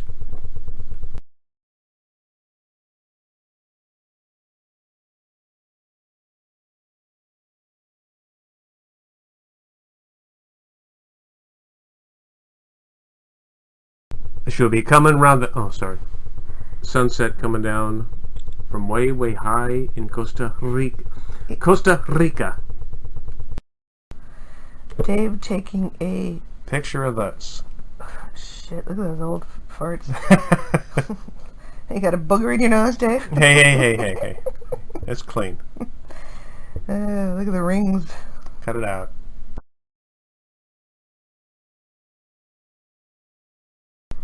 And then there was a rainbow on the way back. I got this shot of the ship at night. It's so pretty to see the ship lit up. So pretty. Well, it must be something to see it out in the middle of the ocean.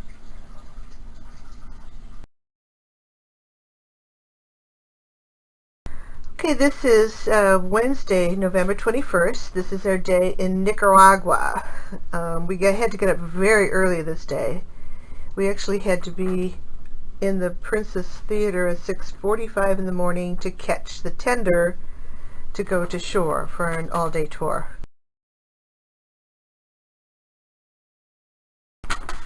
This is the first time that we ever sat on top in the tender.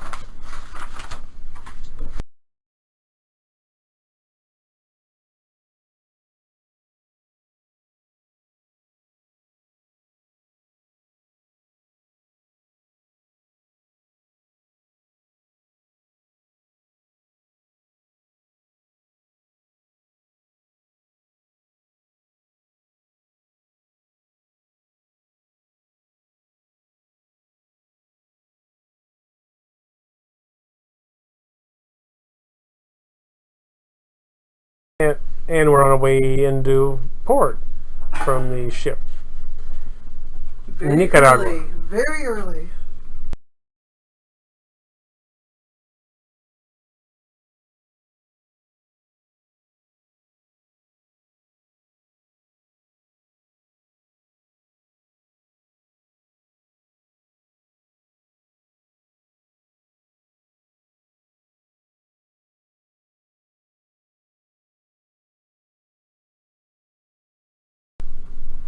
And just on the way in, it's just a real interesting rock formation.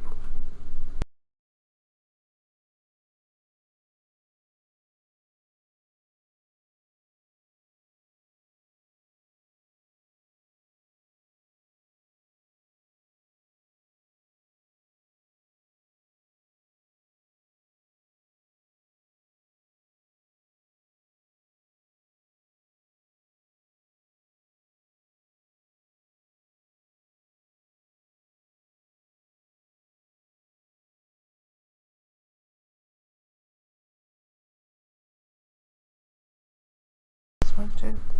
The Policia, or the Federales, or whatever you want to call it, all the law enforcement folks had these big, nasty-looking machine guns.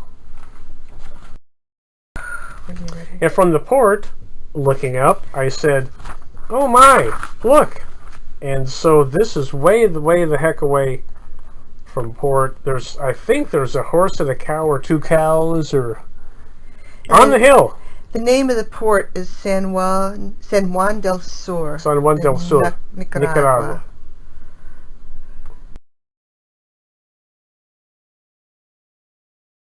Did you start? No.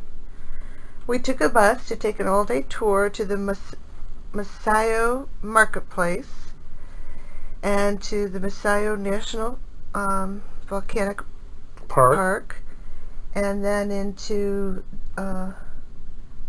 Grenada, a historic town. Something very odd happened to me on the bus. Okay. Did you insert that picture? No, Okay. I can't. Tell the story, Gwen. Well, I really worry about going poop when we have to get up early in the morning. And we couldn't get breakfast. So I had to go. Big time. And I decided to try the potty that was on the bus. You know, it was one of those big over-the-road coach buses with a porta potty, you know? So, and the thing is that Nicaragua, out of all the places that we went to, is the most impoverished. Or of all the places that I've ever been. Oh my God, it is the picture of a third world country. The roads are essentially potholes, as the bounciest thing we've ever been on in our lives. The people, wait till you see the pictures, the poverty is just incredible.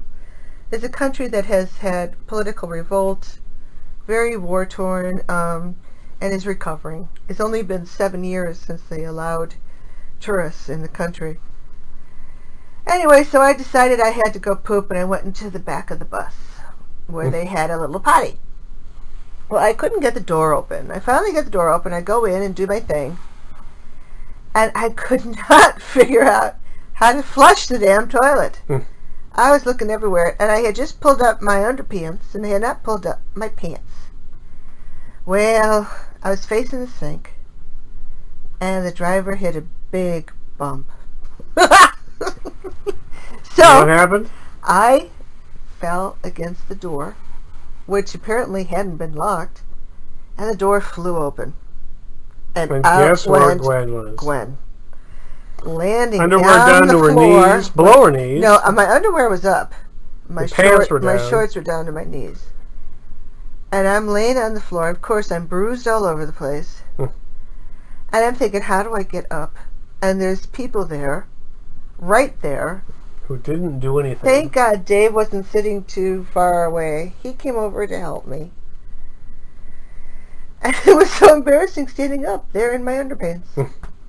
Went back in the potty, found the Took care of flusher, business. closed the door, and that was my trauma. Dave, what did you think about it? Oh, well, when she fell, Gwen, you were laughing. So, Well, I was so initially embarrassed. I thought I was worried about you getting hurt, but then, you know, you had a hearty laugh as you're on the floor. Oh, God, I mean, it was so embarrassing. I've never been through anything like that in my whole life. I'm glad you're okay. And then it was kind of stinky. Next.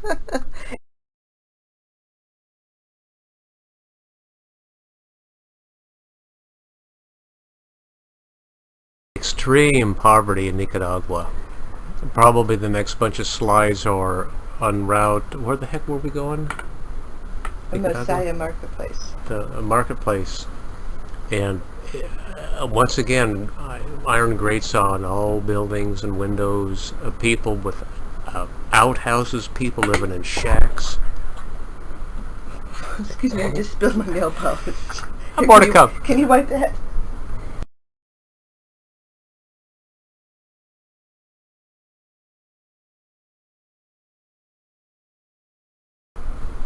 People Living, like I say, in tin sheds, wood sheds, uh, outhouses Most of the homes do running not have electricity. But, we got to talk about that Nicaragua is recovering from political yeah. unrest. Yeah, The okay, here, infrastructure. what I do want to mention that in the 80s, which I never really understood, so I think I got a handle on it now, was the conflict between the Contras and the Sandinistas. And the Sandinistas were the locals who wanted to join with Cuba and Russia in communism. And America was working with the Contras, who are a rebel force, to prevent that from happening. And that's, now that we remember reading those things, and Making sense now. and Ortega was the leader. Mm-hmm. That was in 1990, and in the last 17 years, they've been kind of redeveloping, and it's just an area that is extreme poverty. Yeah. 70% of the people Are considered poor. Life expectancy in Nicaragua is 65 for women and 63 or 62 men. for men. Yeah, God. The infrastructure, you can tell how it has just collapsed. The electricity, they have to actually turn the power off in the country, we were told, for In the cities, too. in the cities for 5 hours in the afternoon. Yeah, 5 hours a day.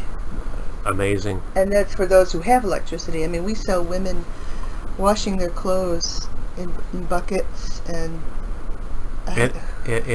not just this to me, this is the most poverty I've ever seen. not just isolated areas. This is poverty that stretched Goes for on miles and and on and miles on. and miles.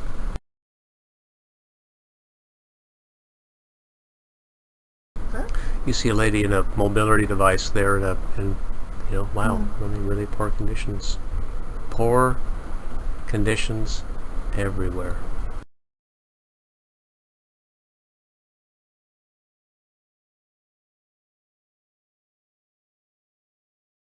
Again, real common for people riding in the back of trucks, Yeah. No helmets. You'd also see a lot of markers alongside the road, obviously, where people got killed and families have put up memorials. You also see a lot of cattle that are tethered by the side of the road. Why? Or free roaming. I don't. Yeah, free roaming too. And dogs. Everywhere. The other thing we learned is that there's a little bit of sadness from the Nicaraguans, because they had, over the history, really wanted the Panama Canal. Oh. And that may have affected their country so much better, to have a better outcome if they had gotten the Panama Canal. There's, I think, some resentment, and many feel Nicaragua would have been a better choice than Panama.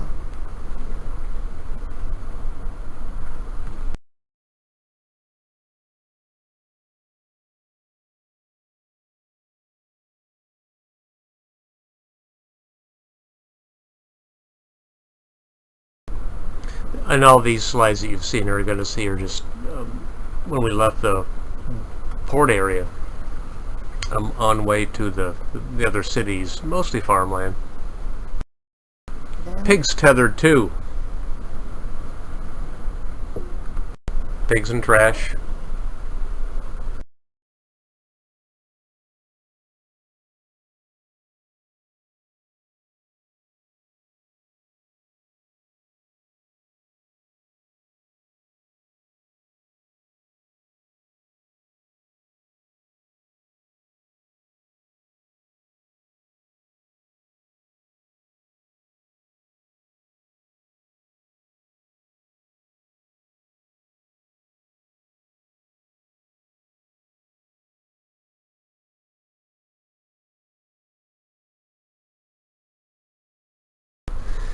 Forgot to mention, horrible, horrible, horrible roads. Potholes. Oh no, we mentioned it because that's when we I did? I flew out of the toilet. Oh, that's right. Sorry.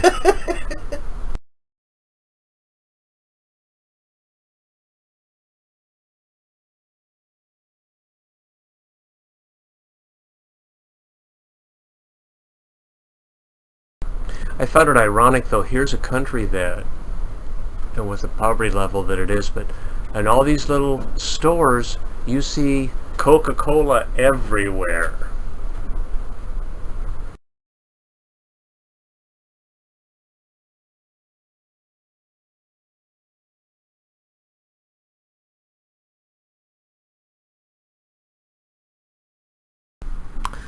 See what I mean? This is somebody's home. Cemeteries and Policia too.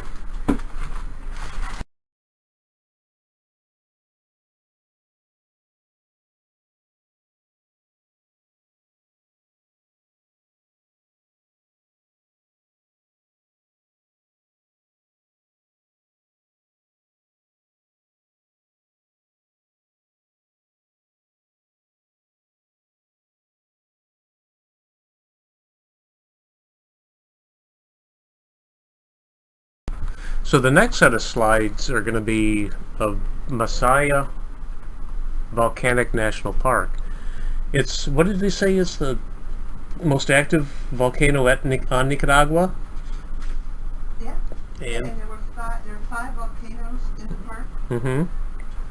And what did he say? Oh, shoot, about the Spaniards?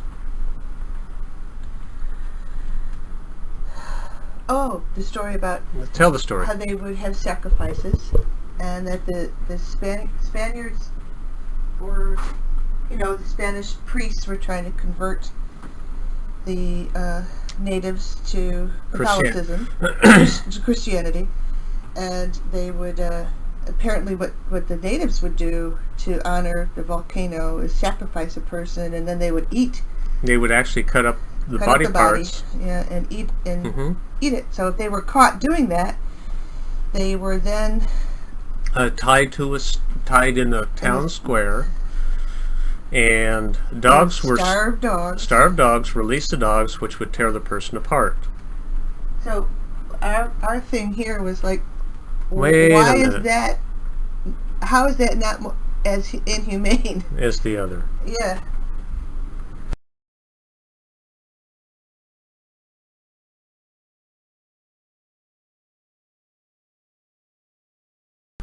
And the next set are the steaming cauldron. Sulfur gases, really, really, really neat.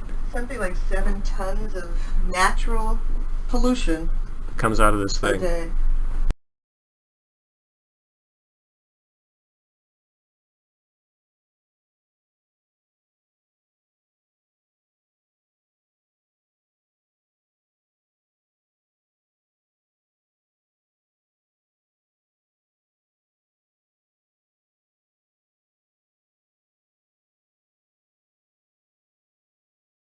Something like 500 years ago, and that was to help convert the indigenous. I guess with the thing was with the Spanish is that there was always a priest that went with, and one of the deals of the expeditions was they had to convert. Yeah, and then one of them really wanted to teach the people, so he actually lowered himself. Oh no, he thought it was gold. Remember, Yeah, he lowered he thought himself. lava. Lowered himself. The priest lowered himself into this crater by ropes. Brought up. To He show thought people that lava was gold. and it wasn't gold. So that Surprise, didn't surprise. Go over real well, didn't it? Didn't the locals kill him? I don't remember.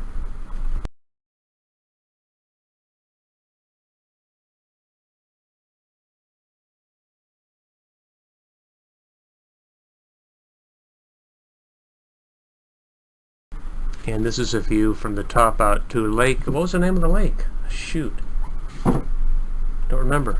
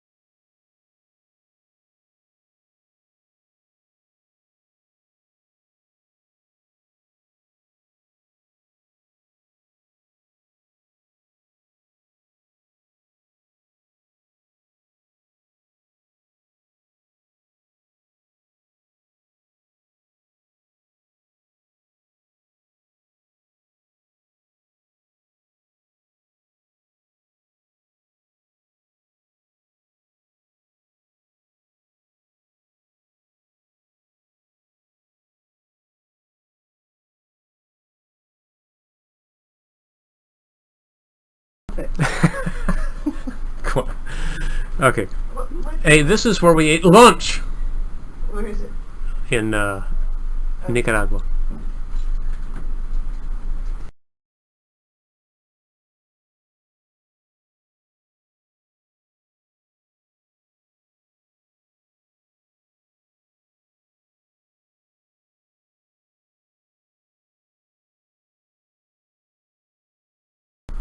And this is on the way to Grenada. I don't even remember Grenada. Wow.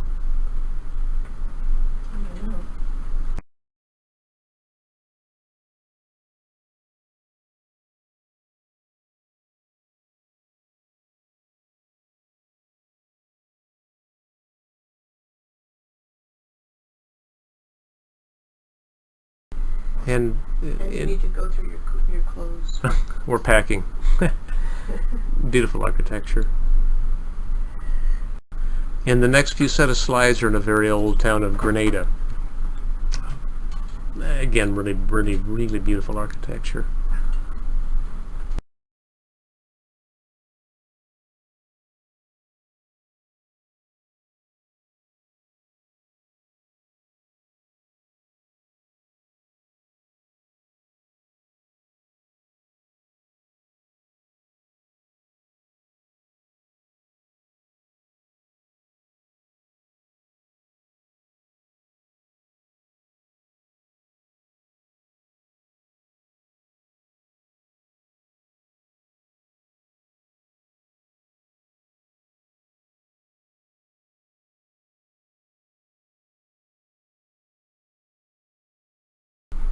Again, hot as hell, humid as hell, but really, really beautiful town square.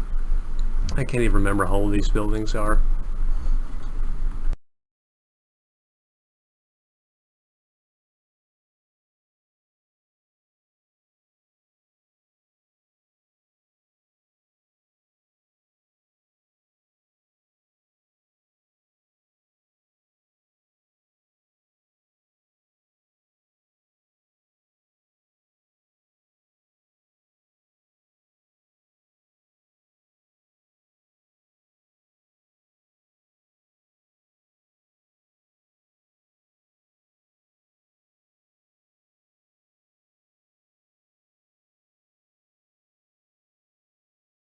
And even though you can't see it from the inside of Grenada, looking out from this church, it's covered by clouds. That's a volcano.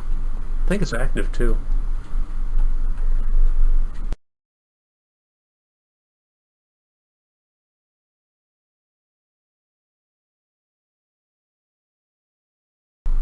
Oh, Gwen, you know the statue they called El Diablo? The what? The statue they called El Diablo? Yeah. How old was that? That's a Mayan Yeah. statue. Yeah. Sacrifices. Well, way before Christ. Yeah. I think it was 500 years before Christ. This is a what, an idol where sacrifices occurred at the base of it. You know, And that on the top, each of these that they found represent a human and an animal.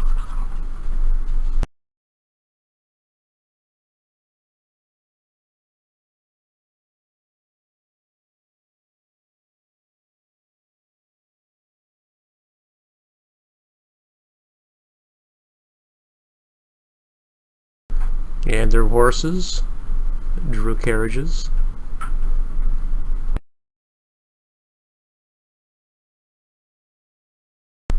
That's the volcano in the background. Really beautiful.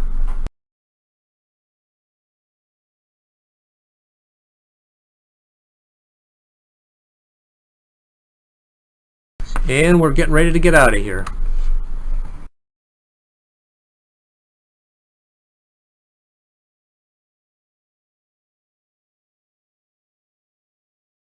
This is where we spend almost every afternoon. The Buddha pool.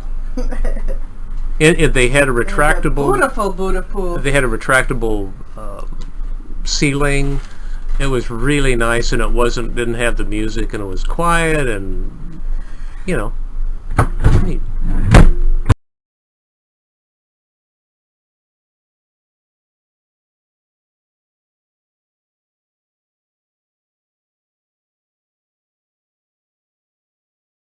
And there's the new addition to our family. You want to talk about it, Gwen?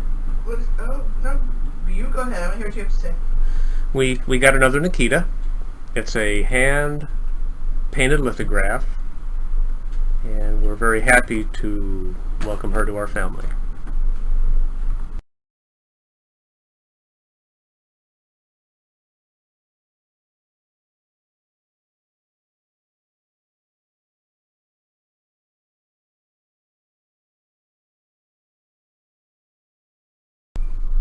This is actually today. This was this morning when we woke up, and actually we landed around noon in Huatulco, Mexico. It's 240 miles south of Acapulco, where we're heading tomorrow.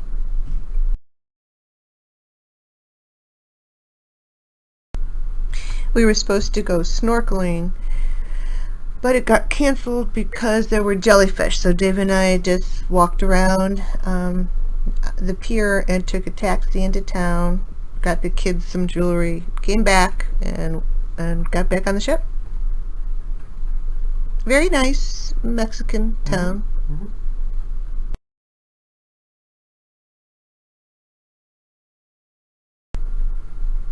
Although very hot and humid.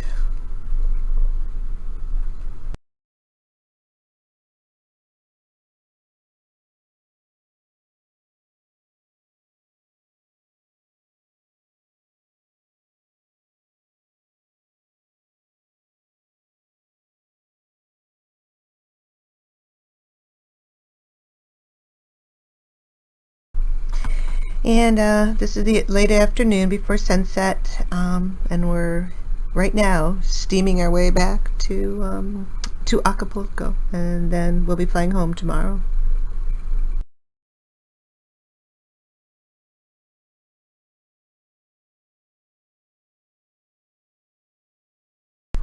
Well, has it been a wonderful trip? It's been beautiful. It's been wonderful. Yeah.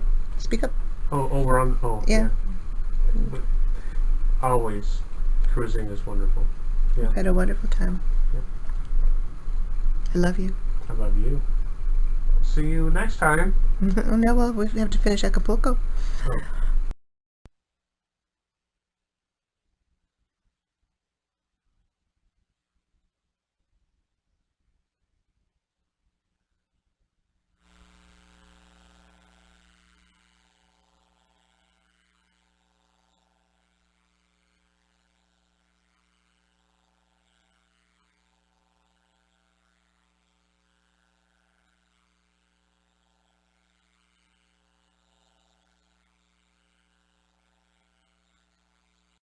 This kind of interesting. In the morning of Thanksgiving, and this is post Nicaragua, they had this. The next couple of slides are this real beautiful, but kind of again profound display of Thanksgiving and turkeys with carved faces. Turkeys with carved faces. It was beautiful. It was beautiful, but kind of weird, you know. I mean, here's Such decadence. dead flesh, carved dead flesh. Such decadence after such yeah. poverty. You Weird. felt guilty enjoying Yeah, it. weird.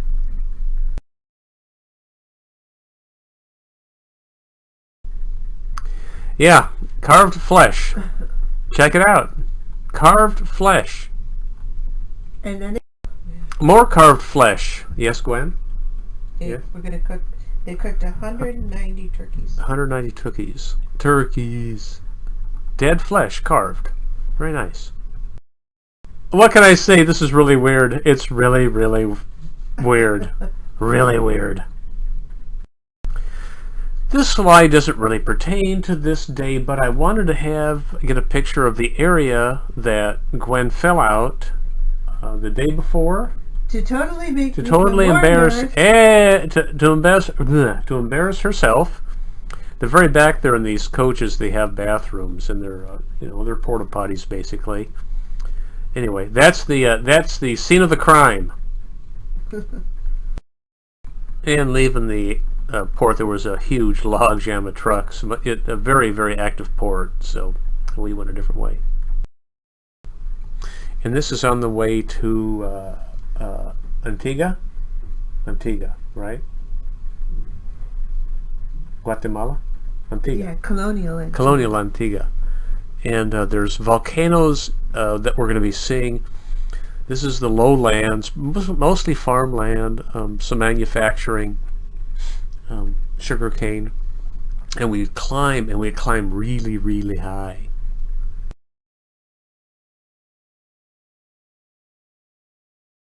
You can actually see, I think there's 3 volcanoes. We saw plumes of smoke coming out of 2 of them. Really, really pretty countryside. Pretty heavy air pollution though, which we didn't experience in Costa Rica or from Guatemala City, which is Nicaragua.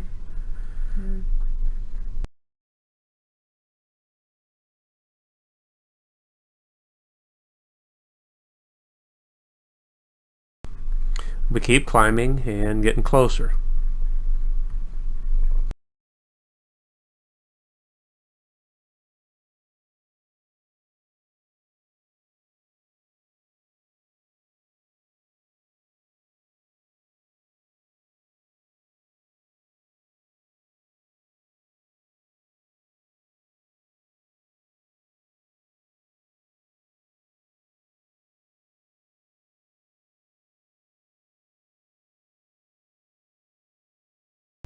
And local cemeteries. You can see the smoke or the steam or combination coming from the top of the one on the left. Beautiful country. And you see poverty such as we saw in the other Central American countries. It didn't seem like it was as pronounced, but still very, very prevalent. It did seem like even though the conditions weren't great, some of the folks there seemed like they owned cars. You see a lot more cars parked at these homes than you saw in It looked like the standard of living was better. Nicaragua. Still poor big time.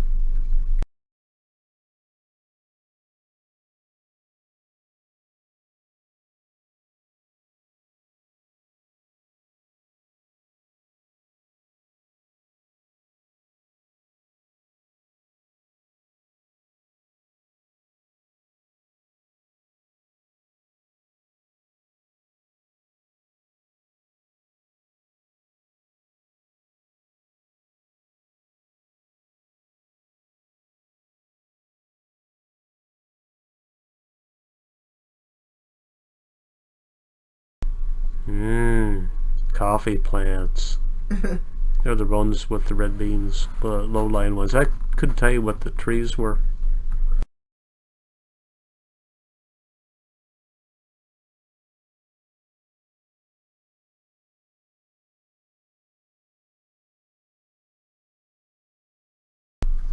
And not all have cars.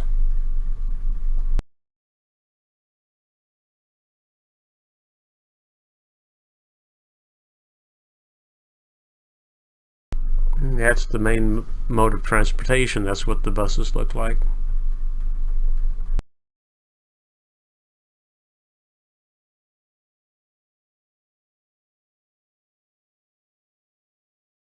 A lot of folks carrying stuff on their backs, and in a moment we're going to be getting into colonial Antigua. Very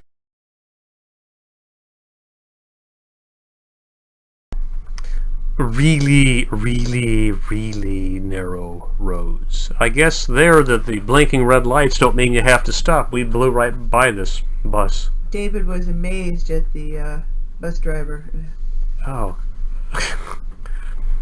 You were impressed. Yeah.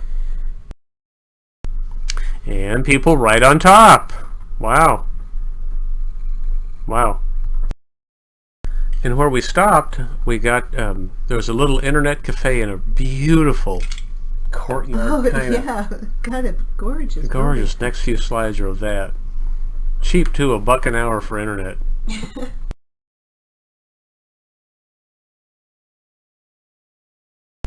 This is the inside of the internet cafe. Just really, really beautiful. Walls real thick, colorful, historic, probably.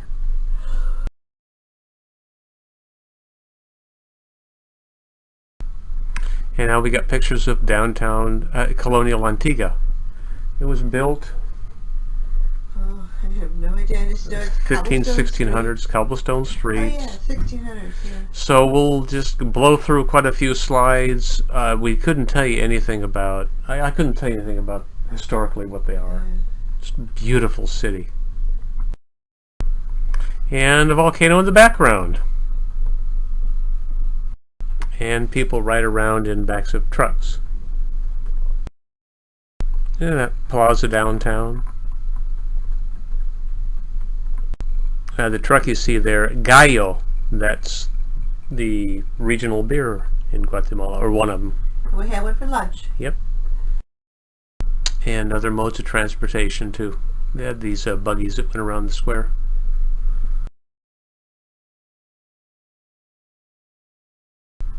Very pretty, very old buildings. 1600s.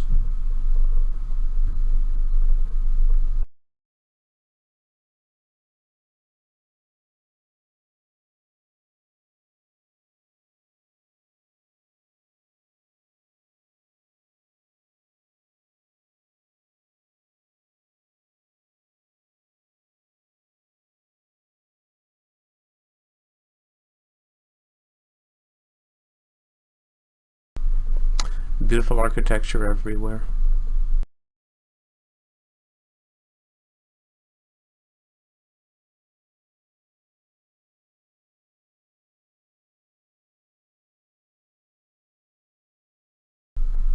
And the huge volcano looming in the background.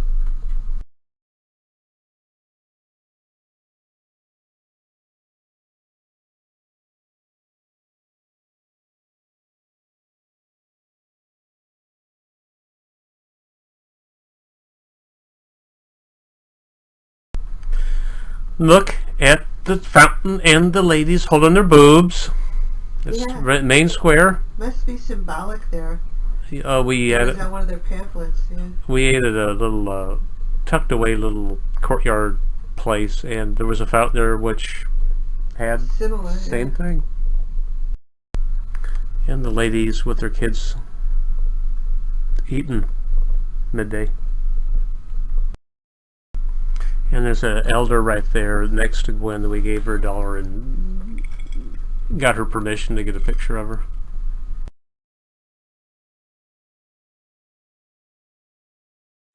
Beautiful courtyards.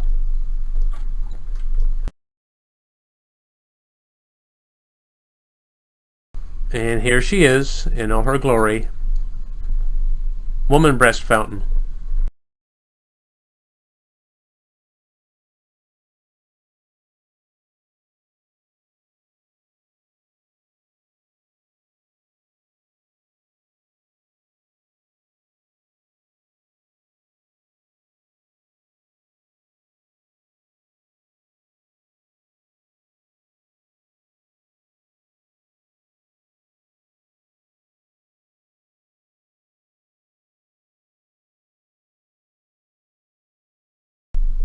Beautiful old buildings.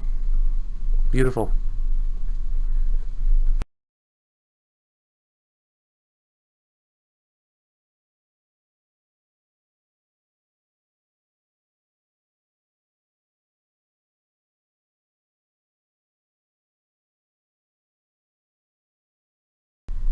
And the next few slides are really a neat downtown market. There was over 400 vendors, I think, in this thing. Inside, outside, it went on forever. It was like everything that you would need. Yeah. From shoes to Draw toothpaste beans to and corn and it just went on. and the on. taxis or these little Cushman, the silver things. Everything.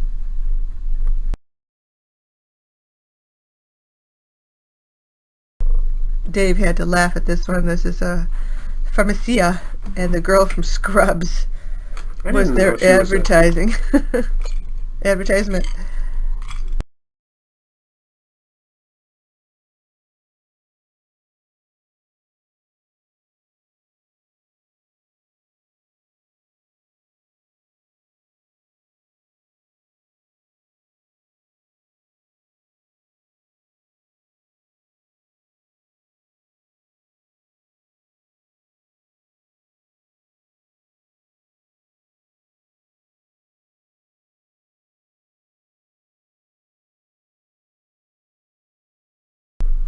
I took this picture. I just thought those baskets of beans and chilies was just very, very just mirrored the marketplace.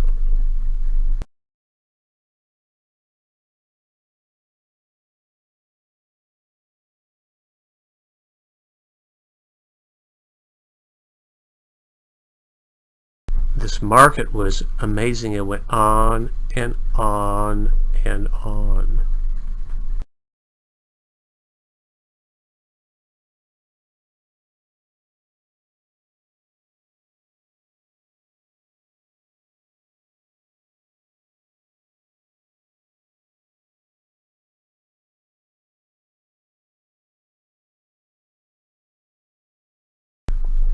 Stuff growing on from the tile rooftops.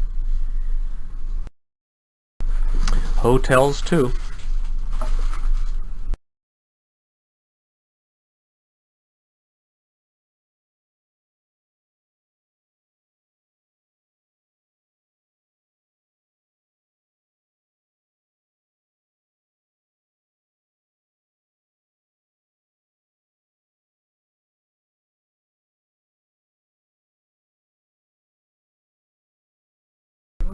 This is the inside of a place we had coffee. Check out the thickness of the walls. Beautiful. I had Guatemalan coffee here, and across the way was a church that was empty. Or we don't even know if it was a church, but it was some sort of historic building that was empty.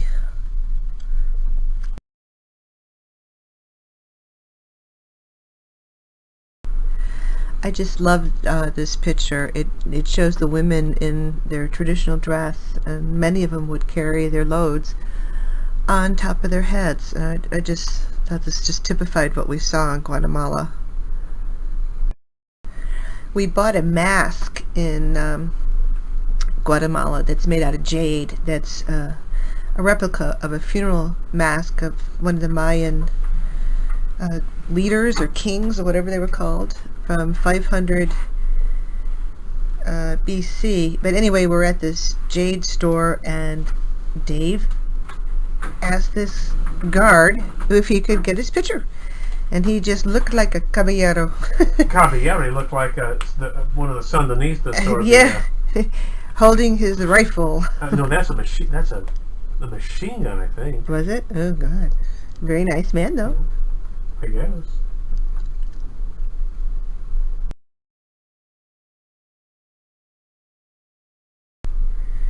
And here's the women or young girls that would come up and sell their wares. We stopped back at the internet cafe, and we instant messages Casey to wish him a happy birthday and have him tell everybody happy birthday, happy Thanksgiving.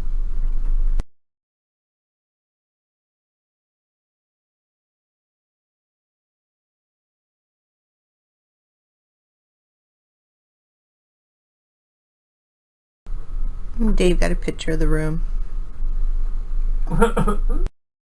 And here is, we normally don't like the Horizon Court. We tend to call it the trough because it's buffet style. But on this ship, we like the Horizon Court better than we like the dining room.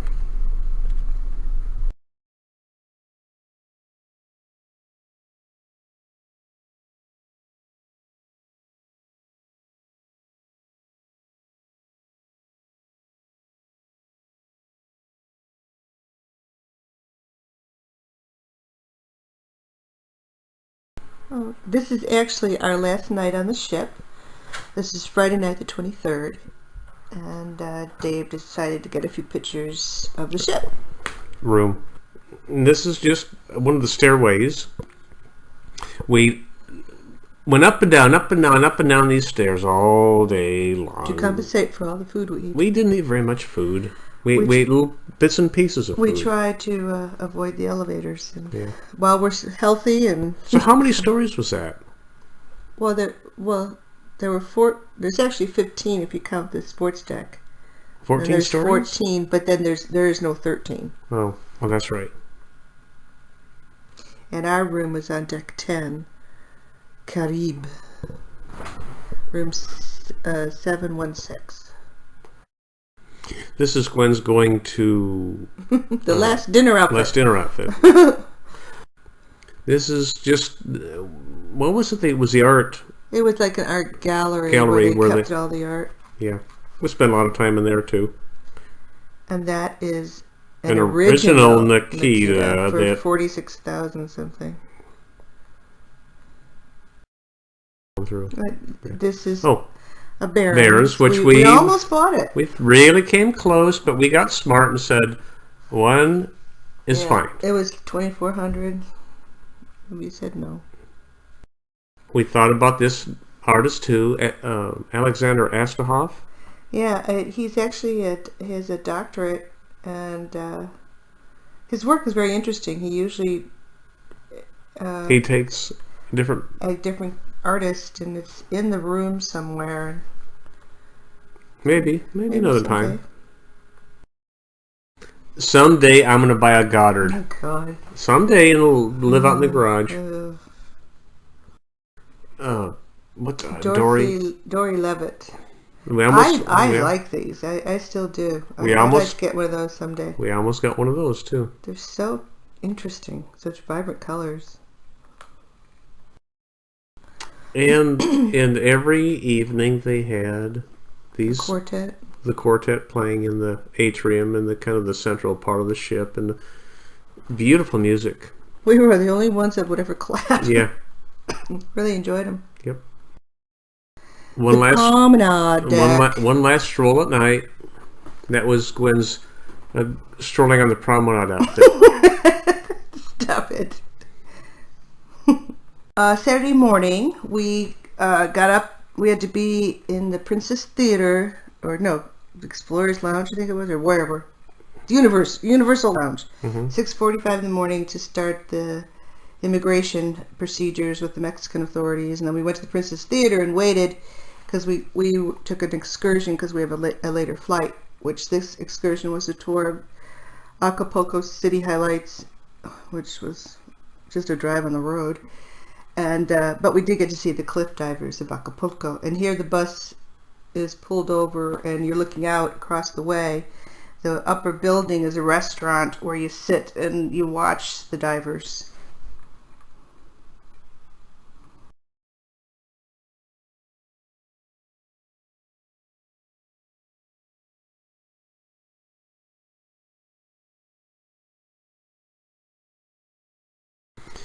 So the divers actually swim at the bottom, at the ocean, and they actually climb up to the top.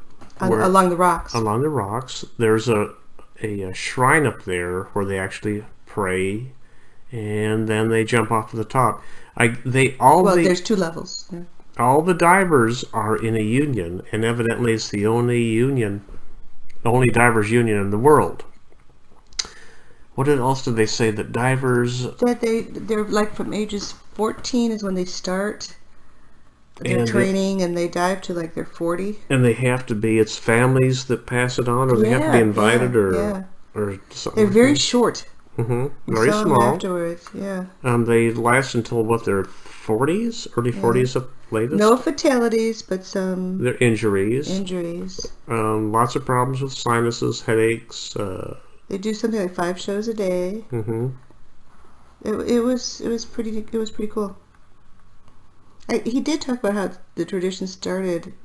I think it was a couple 100 years or 100 years ago or something, and some guy did it at the restaurant, and the guy saw that people were real interested with it, so they paid.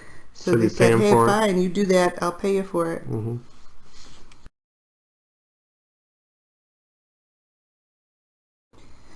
Then after the show, we went on this tour. Was it around this bay? There's actually a bay. Was it Acapulco 2 bays? Bay. Yeah, 2 bays, I think they were. And on the way to the airport.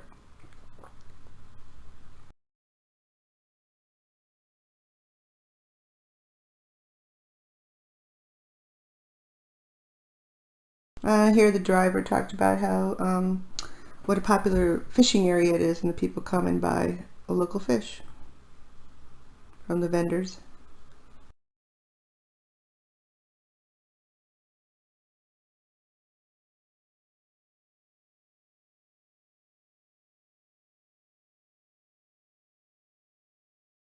And the driver took a picture of us with Acapulco in the background on the way to the airport. Mm-hmm.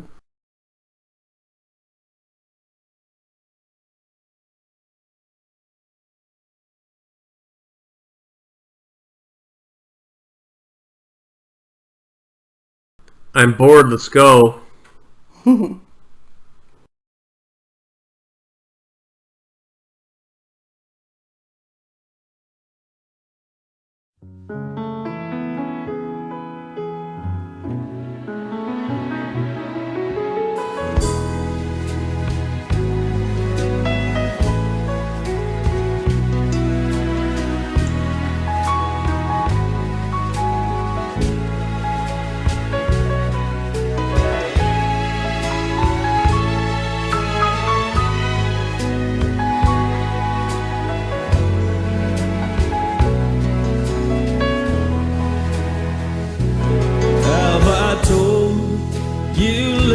That I love you. Have I told you there's no one above you? Fill my heart with gladness, take away my sadness, and ease my trouble, that's what you do. All the morning sun and all its glory, reach the day with hope and comfort too.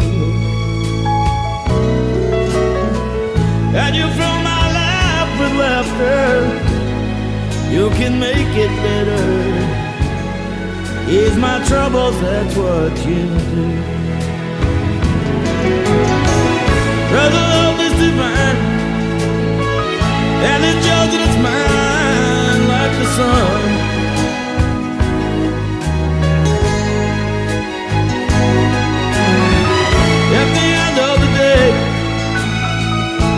We should give thanks and pray to the one.